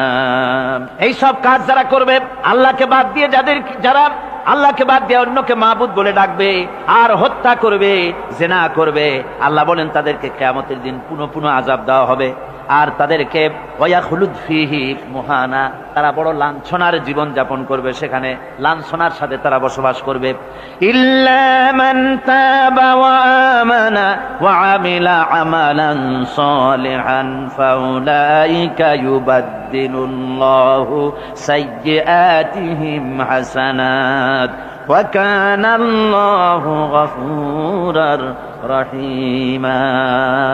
ইল্লা মান তাবা, এই সমস্ত আযাব থেকে বাঁচবে কারা? বাঁচবে সেই সব লোক যারা তওবা করেছে এবং নেক আমল করেছে। ফাউলাইকা ইউবাদদিলুল্লাহু সাইয়্যাতিহিম হাসানাত, আল্লাহ রাব্বুল আলামিন তাদের অন্যায় ত্রুটিপূর্ণ কাজগুলিকে ভালো দিয়ে বদলে দিবেন। সুবহানাল্লাহি ওয়া বিহামদিহি। ওয়া কানা আল্লাহু গফুরুর রহিমা, আর আল্লাহ পাক হচ্ছেন বড় ক্ষমাশীল এবং দয়াবান। এই সুসংবাদ তাদের জন্য যাদের জীবন নানা প্রকারের অপরাধে কলঙ্কিত করেছে যারা, এবং নিজেদেরকে সংশোধন করতে এখন ইচ্ছুক। জীবনে বহু গুনাহ করেছে, হারামি বদমাশি জিনা ব্যভিচার করেছি, এখন জীবনকে সংশোধন করতে চায়। এদের জন্য আল্লাহ রাব্বুল আলামিন এই সাধারণ ক্ষমা ঘোষণা করেছেন, জেনারেল এমনেস্টি ঘোষণা করেছেন। সাধারণ ক্ষমা ঘোষণা করে দিলেন যে তোমরা এখনো যদি হেদায়েত হতে চাও, চূড়ান্ত ধ্বংস থেকে যদি বাঁচতে চাও, তাহলে আমি তোমাদের জন্য তওবার পথ খুলে রেখেছি। আল্লাহ যদি এই তওবার পথ খুলে না দিতেন, তাহলে মানুষ হতাশায় নিরাশায় শয়তান হয়ে যেত। তার মানে আরো পাপ করত। যখন আর কোনো গুনাহ যখন মাফই হবে না, তখন আর কি করা যায়, আরো বেশি পাপের মধ্যে লিপ্ত হয়ে যায়। আমার ভাইরা, আল্লাহ রাব্বুল আলামিন মানুষের জন্য তওবা করার জন্য, গুনাহ মাফের জন্য দরজা খুলে রেখেছে। ইবনে জারীর তাবারীর একটি বর্ণনা এসেছে, হযরত আবু হুরায়রা রাদিয়াল্লাহু তাআলা আনহু তিনি বলছেন যে আমি এশার নামাজ পড়ে মসজিদে নববী থেকে এশার নামাজ পড়ে ঘরে আসতেছিলাম। ঘরে আসার সময় দেখি আমার দরজার কাছে একজন মহিলা দাঁড়ান। সে আমাকে সালাম বলল, আমি তাকে তার সালামের জবাব দিয়ে ঘরের মধ্যে প্রবেশ করলাম। কিছুক্ষণ পরে ওই মহিলা দরজায় নক করলেন। আমি দরজা খুলে জিজ্ঞেস করলাম, কি চাও? তিনি বললেন যে আমি শয়তানের ওয়াসওয়াসায় পড়ে জেনা করেছি, এবং এই জেনা করার পর আমি গর্ভবতী হয়েছি। এরপরে একটা সন্তান হয়েছে, আমি সেই সন্তানকেও মেরে ফেলে দিয়েছি। এখন আমার বাঁচার পথ, আমার এখন এই গুনাহ মাফ হওয়ার পথ। হযরত আবু হুরায়রা রাদিয়াল্লাহু তাআলা আনহু বলছেন যে অসম্ভব, তোমার এই গুনাহ মাফ হবে। মহিলা তখন যাওয়ার সময় কাঁদতে কাঁদতে কপালে আঘাত করতে করতে যাচ্ছিল যে আরে শরীরের এই রূপ, এই যৌবন, এই সৌন্দর্য কি তৈরি হয়েছিল জাহান্নামের আগুনে জ্বলার জন্য? এইভাবে করে চিৎকার দিতে দিতে মহিলা যান। হযরত আবু হুরায়রা বলেন, আমি সকালবেলায় আল্লাহ রাসূলের সঙ্গে ফজরের নামাজ আদায় করে আল্লাহর নবীকে ঘটনা শোনালাম। বললাম, হে রাসূল, আমি তো মহিলাকে এইরকম জবাব দিয়ে। হযরত আবু হুরায়রা দৌড়ে গেলেন, বললেন, আমি ছুটতে লাগলাম, এমন ভুল আমি কথা বলেছি। মহিলা তো হতাশ হয়ে গিয়েছে। তিনি খুঁজতে খুঁজতে মহিলাকে পেয়ে গেলেন, যে বললেন, ও মহিলা, আল্লাহর হাবিব তোমার সম্পর্কে এই কথা বলেছেন, তুমি যদি তওবা করো আল্লাহ রাব্বুল আলামিন তোমাকে মাফ করে দিবেন, আর তোমার দোষ ত্রুটিগুলির বিনিময় আল্লাহ তোমাকে নেক দিয়ে বদলায় দিবেন, তোমাকে আল্লাহ মাফ করবেন। মহিলা শোনা মাত্র আল্লাহু আকবার বলে চিৎকার মেরে সিজদায় পড়ে গেলেন। তিনি প্রাণ ভরে কাঁদলেন আর বললেন, আল্লাহ তোমার দরবারে শুকরিয়া আদায় করি যে আমার মতো গুনাহগারের জন্য তুমি যে তওবার দরজা খোলা রেখেছো। তিনি তার নিজের দাসীকে এবং তার বাচ্চাকে, কৃত দাসীকে আল্লাহর শকরার্থে মুক্ত করে দিলেন। আমার ভাইয়েরা, এভাবে করে যারা নাকি আল্লাহর দরবারে যারা এভাবে মাপ চায়, আল্লাহ পাক তাদেরকে মাফ করে দিবেন। তওবা করার জন্য রব্বুল আলামিন পথ খুলে রেখে দিয়েছেন। আবার অন্য হাদিসে এসেছে হযরতে রাসূল পাক সাল্লাল্লাহু আলাইহি ওয়াসাল্লামের কাছে এক বৃদ্ধ এসে বলেছিলেন, হে আল্লাহর নবী, আমি যত গুনাহ করেছি সমস্ত গুনাহ যদি দুনিয়ার মানুষেরকে ভাগ করে দেওয়া হয়, তাহলে একযোগে সব মানুষকে তা ডুবাইয়া ছাড়বে, এত গুনাহ আমি করেছি। এমন কোন গুনাহ নাই যে আমি করি নাই। হে আল্লাহ রাসূল, আমার এই গুনাহ মাফ হবে নাকি? আল্লাহর নবী বলেন, তুমি কি মুসলমান হয়েছো? লোকটি বলল, হুজুর, আমি মুসলমান হয়ে গেছি। আশহাদু আল্লা ইলাহা ইল্লাল্লাহু ওয়াহদাহু লা শারীকা লাহু ওয়া আশহাদু আন্না মুহাম্মাদান আবদুহু ওয়া রাসূলুহু। পড়েন সবাই, আশহাদু আল্লা।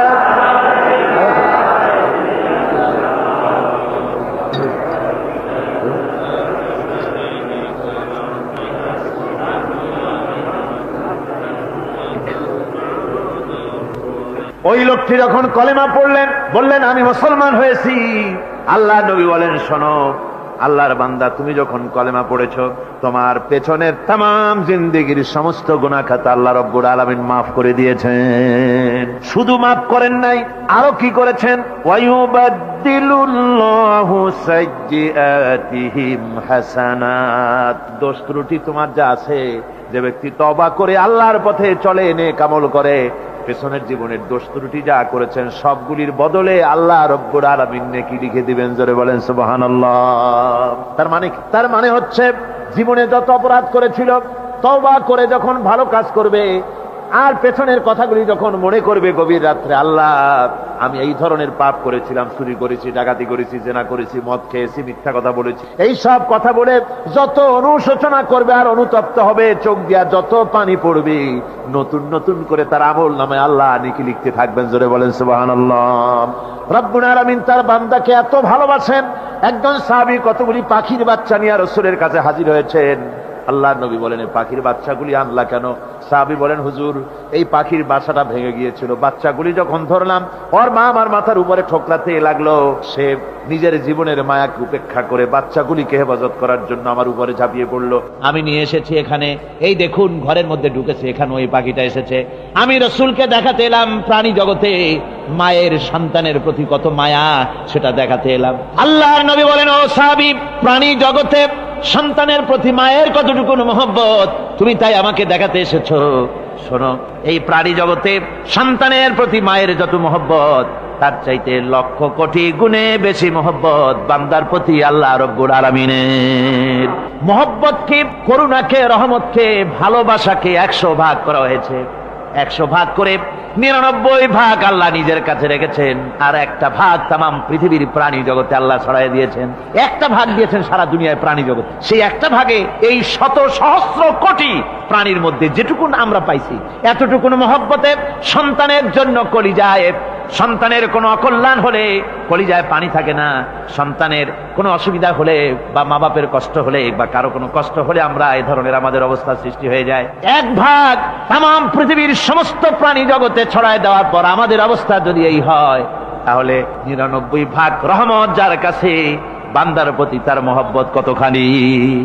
আমার বন্ধুগণ, রাসূল পাক সাল্লাল্লাহু আলাইহি ওয়াসাল্লাম বলেছেন, ও সাহাবীরা, একজন লোক উটের পৃষ্ঠে যাচ্ছিল কোথাও, উটের পৃষ্ঠে তার খাবার আছে, পানিও আছে, যেতে যেতে মরুদ্যানের মধ্যে সে বিশ্রাম করলো।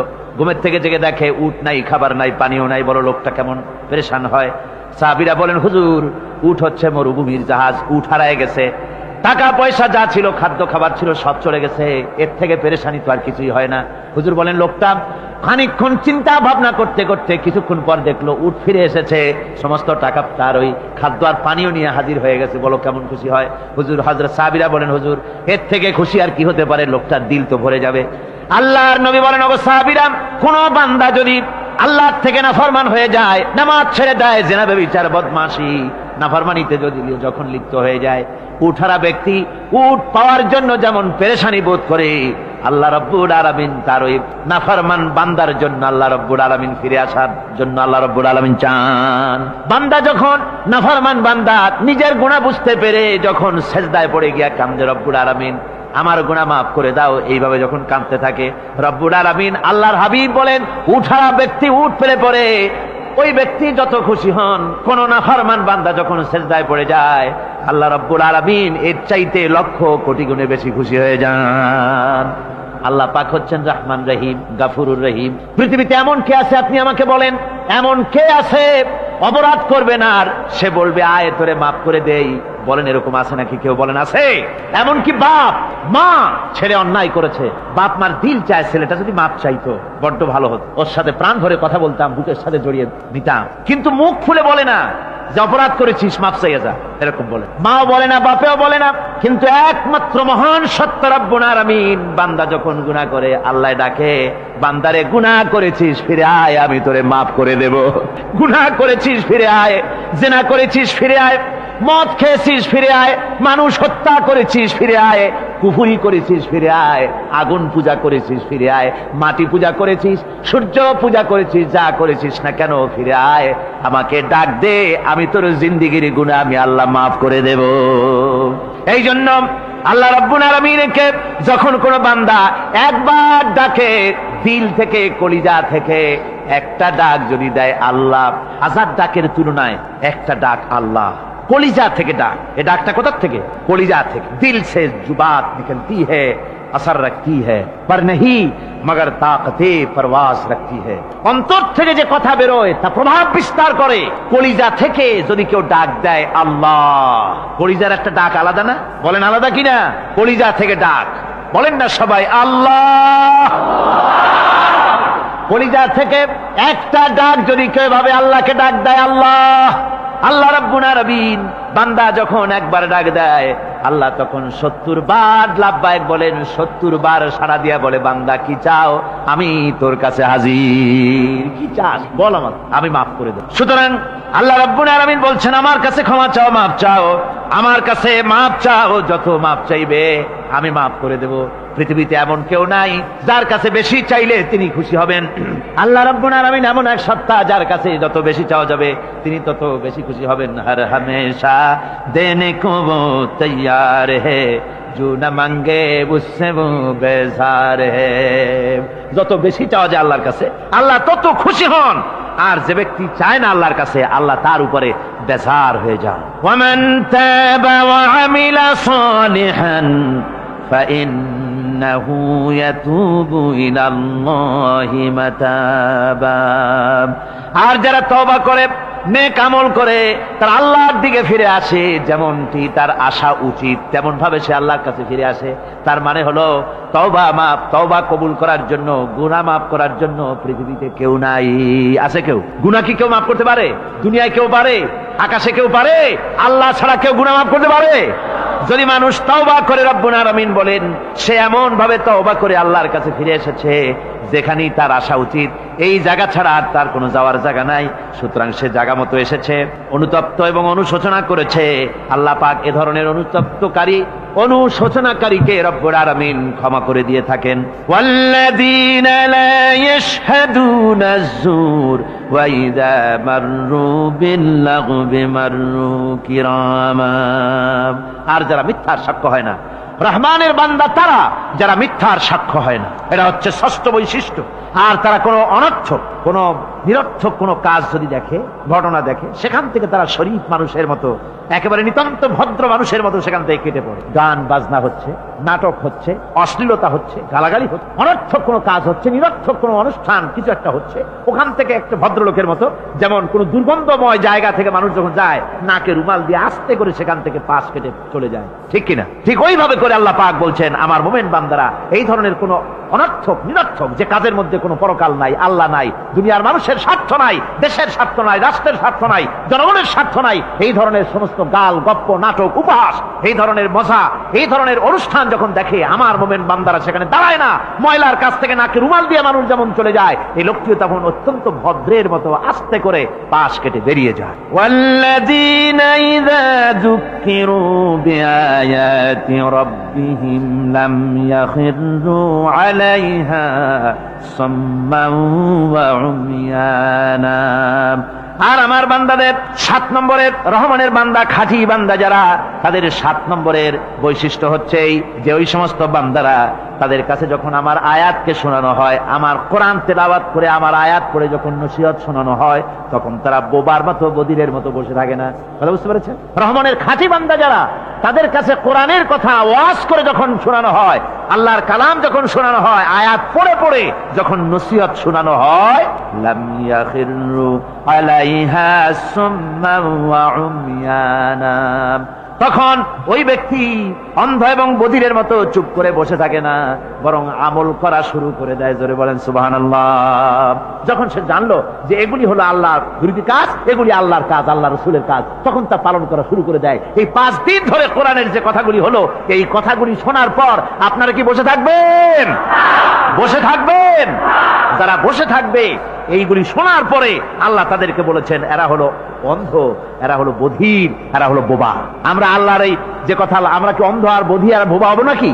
আমরা হবো না। আমরা অন্ধ নয়, বধির নয়, বোবা নই, বরং আল্লাহ যা বলেছেন, যা শুনলাম সামি'না ওয়া আতানা, এই 5 দিন ধরে যা শুনলাম আল্লাহর কথা, কার কথা শুনলাম? আর সমস্ত কথা আমরা আমল করবো। জোরে কোন আমিন। আল্লাহ যেন কবুল করেন। জোরে কোন আমিন। আমল করা কি? বসে না থাকা কি? বসে না থাকা হচ্ছে যা শুনলাম, আল্লাহর যা ফরজ, যা হুকুম, তা মানবো, আল্লাহ যা নিষেধ করেছেন তার থেকে ফিরে থাকবো, এটাই হলো কাজ। এরপরে রব্বুল আলামিন বলেন, والذين يقولون ربنا هب لنا من أزواجنا وذرياتنا قرة أعين واجعلنا للمتقين إماما। রহমানের বান্দা 8ম নম্বর এবং শেষ নম্বর হচ্ছে এটা বৈশিষ্ট্য এই যে তারা রহমানের যারা খাঁটি বান্দা, আল্লাহর যারা খাঁটি বান্দা, তারা রব্বুল আলামিনের কাছে মুনাজাত করে, আমার রব, আয় আমার আল্লাহ, হাবলানা মিন আজওয়াজিনা, ওয়া যুররিয়াতিনা, আমাদের আমাদের এবং আমাদের স্ত্রীদের আর আমাদের সন্তানদেরকে তুমি দয়া করে আমাদের চক্ষুর শীতলতা বানায় দাও। জোরে বলেন আমিন। ওয়াজআলনা লিল মুত্তাকিনা ইমামা, আর আমার এই সন্তানদেরকে তুমি মুত্তাকিদের ইমাম বানায় দাও। শুধু মুত্তাকি বানায় না, মুত্তাকিদের নেতা বানায় দাও। জোরে কোন সুবহানাল্লাহ। এই কথা, এই সূরাটা, এইটা তখনকার কথা যখন এই মুমিনদের মক্কি সূরা, তো এটা যখন মক্কা শরীফে দেখা গেল যে মুসলমানেরা, যিনি ইসলাম কবুল করেছেন তার বাপ কাফের, যিনি ইসলাম কবুল করেছেন কারো বাপ কাফের, কারো মা কাফের, কারো সন্তান কাফের, কারো মেয়ে কাফের, কারো জামাই কাফের, সব প্রিয়জনেরা কুফরি হালতে আছে। আর এগুলি দেখে তাদের চক্ষুর মধ্যে কাঁটা বিঁধতেছিল, চক্ষু জর্জরিত হয়ে যাচ্ছিল। নিজের সন্তানের চেহারা যত ভালো হোক, সন্তান যতই শিক্ষা দীক্ষা থেকে যতই উন্নত আর ভালো হোক না কেন, সে যদি জাহান্নামের দিকে অগ্রসর হতে থাকে, কোন নেককার ইমানদার পিতার মনে তার সান্ত্বনার কারণ হতে পারে না। সে তখন আল্লাহর দরবারে, আল্লাহ পাক বলেন ওই মোমেন বান্দারা আমার কাছে দোয়া করে যে রব্বুল আলামিন আমার সন্তানদেরকে, আমার স্ত্রীদেরকে আমার চক্ষের শীতলতা বানাও, তাদের আমল আখলাক কেমন বানাও, যাতে আমাদের চক্ষু ঠান্ডা হয়ে যায়। জোরে বলেন আমিন, জোরে বলেন আমিন। সন্তানদের জন্য আল্লাহর কাছে দোয়া করতে হবে। আপনারা দেখেন, চোখের সামনে দেখতে পাচ্ছেন সন্তান সিনেমায় যাচ্ছে, সন্তান নামাজ পড়ে না, সন্তান রোজা রাখে না, সন্তান মানুষের তৈরি করা মতাদর্শের পেছনে স্লোগান দিচ্ছে, দৌড়াচ্ছে, আর আপনি পিতা হয়ে তাকে ঠেকাচ্ছেন না। ওই ছেলে তো জাহান্নামে যাচ্ছে, আপনার দরদ হওয়া উচিত, ওই ছেলেকে ফিরানো দরকার, আর আল্লাহর কাছে দোয়া করা দরকার। আমার বন্ধুগণ, দোয়া আল্লাহ নিজেই শিখাই দিচ্ছেন, দোয়া করো। পড়েন আমার সাথে, রব্বানা হাব লানা মিন আজওয়াজিনা ওয়া যুররিয়াতিনা কুররাতা আয়ুন ওয়াজআলনা লিল মুত্তাকিনা ইমামা। উলাইকা ইউজজাউনাল গুরফাতা বিমা সাবারু ওয়া ইউলাক্কাউনা ফিহা তাহিয়াতান ওয়া সালামা। আল্লাহ পাক বলেন, এই সব লোকদের জন্য তারা যে সবর করেছিল, সেই সবরের কারণে আমি তাদের উত্তম জাযা দান করব। আর তাদের জন্য ফেরেশতারা চতুর্দিক থেকে, ফেরেশতারা তাদের জন্য সম্বোধন করবে, তাদেরকে সম্বর্ধনা দিবে, ফেরেশতারা তাদের সম্বর্ধনা দিবে। ওয়াল মালাইকাতু ইয়াদখুলুনা আলাইহিম মিন কুল্লি বাবিন সালামুন আলাইকুম বিমা সাবারতুম ফানি'মা উকবাদ-দার।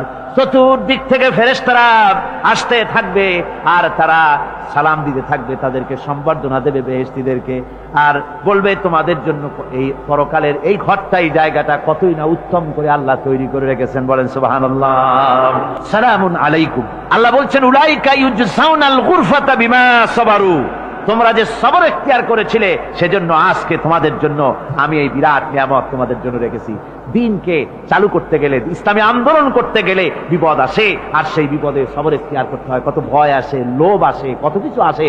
এগুলিকে উপেক্ষা করে যারা ইসলামী আন্দোলনের জন্য নফসের খাহেশকে, আরামকে হারাম করে দিয়ে আন্দোলনে যারা ঝাঁপিয়ে পড়তে পারে, তাদের জন্য আল্লাহ পাক এই সমস্ত নিয়ামত রেখে দিয়েছেন। কুল মা ইয়াবাউ বিকুম রাব্বি লাউলা দুআউকুম ফাকাদ কাযযাবতুম ফাসাউফা ইয়াকুনু লিজামা।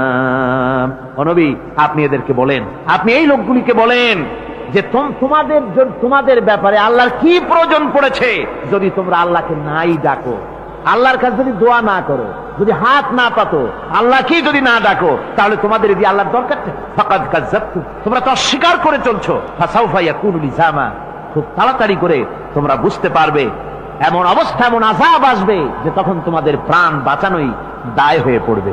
আমার বন্ধুগণ, একটা মানুষের সাথে মানুষের সৃষ্টি আর পাথরও সৃষ্টি, পাথরও একটা মাখলুক, মানুষও মাখলুক। পাথরের সাথে মানুষের পার্থক্য কোথায়? পাথর আল্লাহর দরবারে হাত তুলতে পারে না, আল্লাহকে ডাকতে পারে না, মোনাজাত করতে পারে না। মানুষ ডাকতে পারে, হাত তুলতে পারে, তার হাত দেওয়া আছে।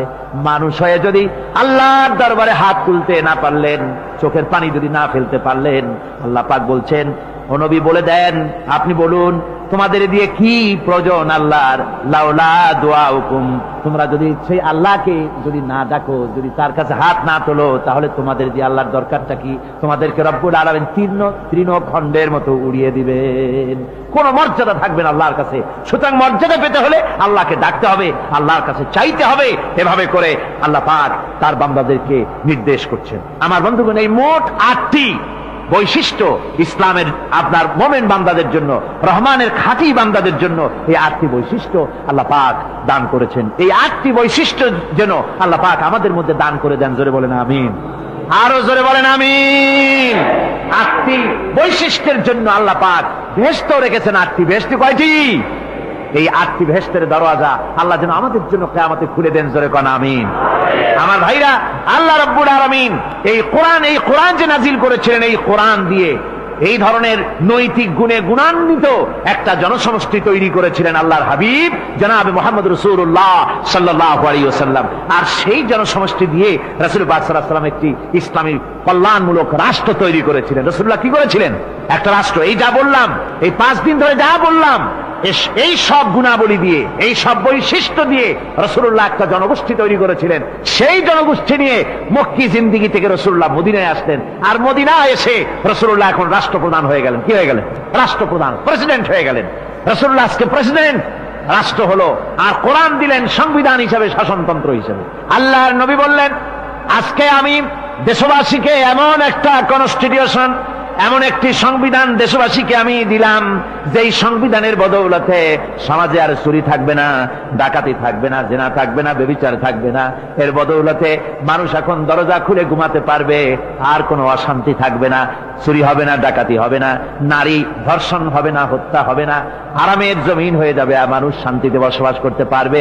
হুজুর বললেন, খায়রুল কুরুনি কারনি, সর্বশ্রেষ্ঠ যুগ হচ্ছে আমার যুগ। আমার বন্ধুগণ, কোরআনের সমাজই ছিল পৃথিবীর সর্বশ্রেষ্ঠ সমাজ। সেই সমাজ ব্যবস্থাকে আমরা ভুলে গিয়েছি। আজকে সমাজতন্ত্র ব্যর্থ হলো কেন? কমিউনিজম ব্যর্থ হলো কেন? ব্যর্থ হওয়ার একমাত্র কারণ হলো তারা মানুষকে খেতে দিতে পারে নাই, পড়তে দিতে পারে নাই। পুঁজিবাদও ব্যর্থ, সমাজতন্ত্র ব্যর্থ।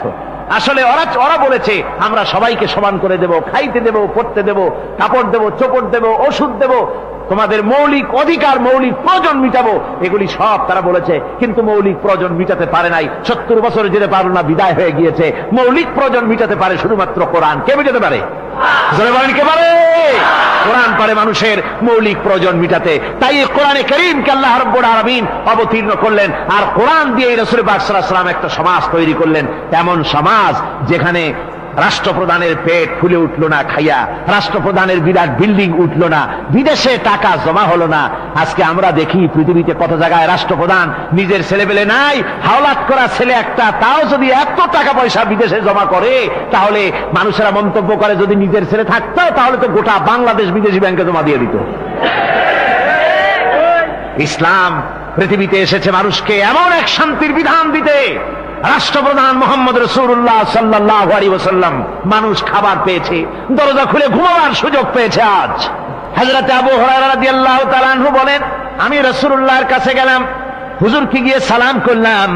আল্লাহর নবী সালামের জবাব দিলেন, কিন্তু দেখতে পেলাম মুখ নড়ে, আওয়াজ বেরোলো না। কারণ কি? কাছে গিয়ে দেখি নবীজি ক্ষুধার যন্ত্রণায় কথা বলতেছেন, আওয়াজ বেরোতেছে না। এত ক্ষুধা লেগেছে আল্লাহর নবীর। 2-4 দিন চলে গেছে, খাবার নাই।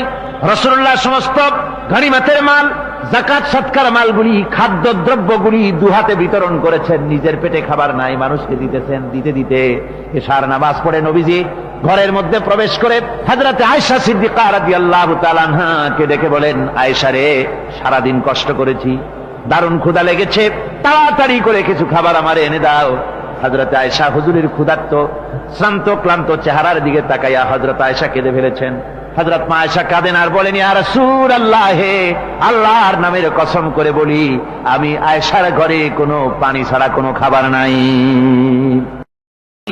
দিন প্রতিষ্ঠার জন্য রক্ত দিয়েছে, ঠিক কিনা? 8 বছর, 8টি বছর পর্যন্ত কারারুদ্ধ ছিলেন।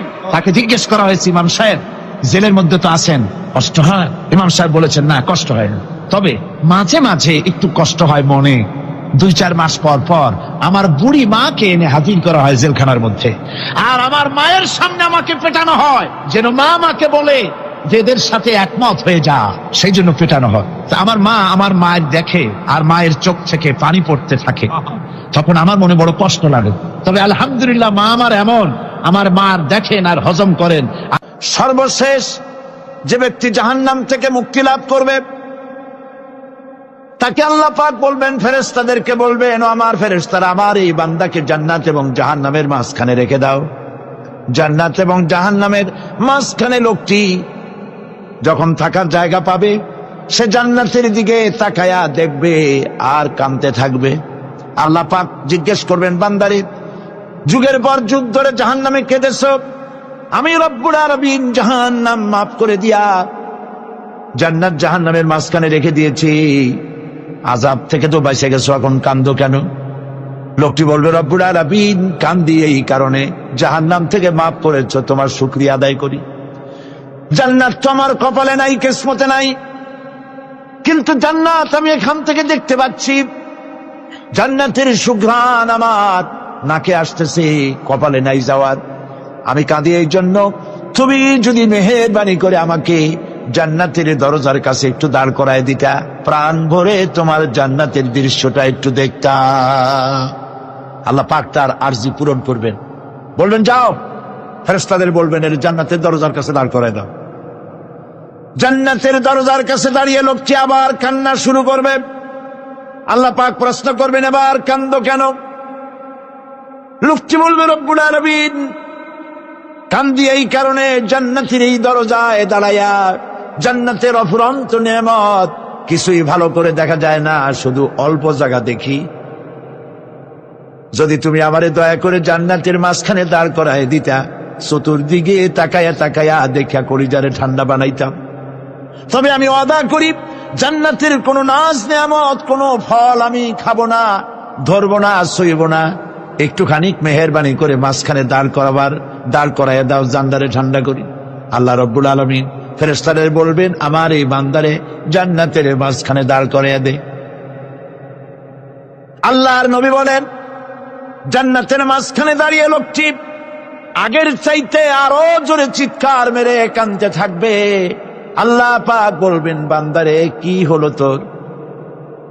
দরজার কাছে আসতে চাইছিলে, আইনা দিলাম। আবার এবার মাঝখানে আসতে চাইছো, তাও এনে দিয়েছি, আবার কান্দো কেন? লোকটি বলবে, রব্বুল আলামিন এবার কান্দি এই জন্যে, তুমি যখন দয়া করে একটিবার জান্নাতের মাঝখানে এনে আমাকে দাঁড় করায় দিয়েছো, তুমি রহমান রহিম গফুরুর রহিম, এই জান্নাত থেকে আবার আর বাইর করে দিও না। আল্লাহ রাব্বুল আলামিন বলবেন, ও আমার বান্দারে, আমার এই জান্নাত তোর খুব পছন্দ হয়েছে নাকি? লোকটি বলবে, রব্বুল আলামিন কলিজা ঠান্ডা হয়ে গেছে, ভাবতেও পারি নাই জান্নাত এত সুন্দর। আল্লাহ পাক বলবেন, বান্দারে এরকম একটি নয়, দুইটা নয়, তোর জন্য আমি 10টা জান্নাত এইরকম রিজার্ভ করে রাখছি। সুবহানাল্লাহ, সুবহানাল্লাহ। আল্লাহ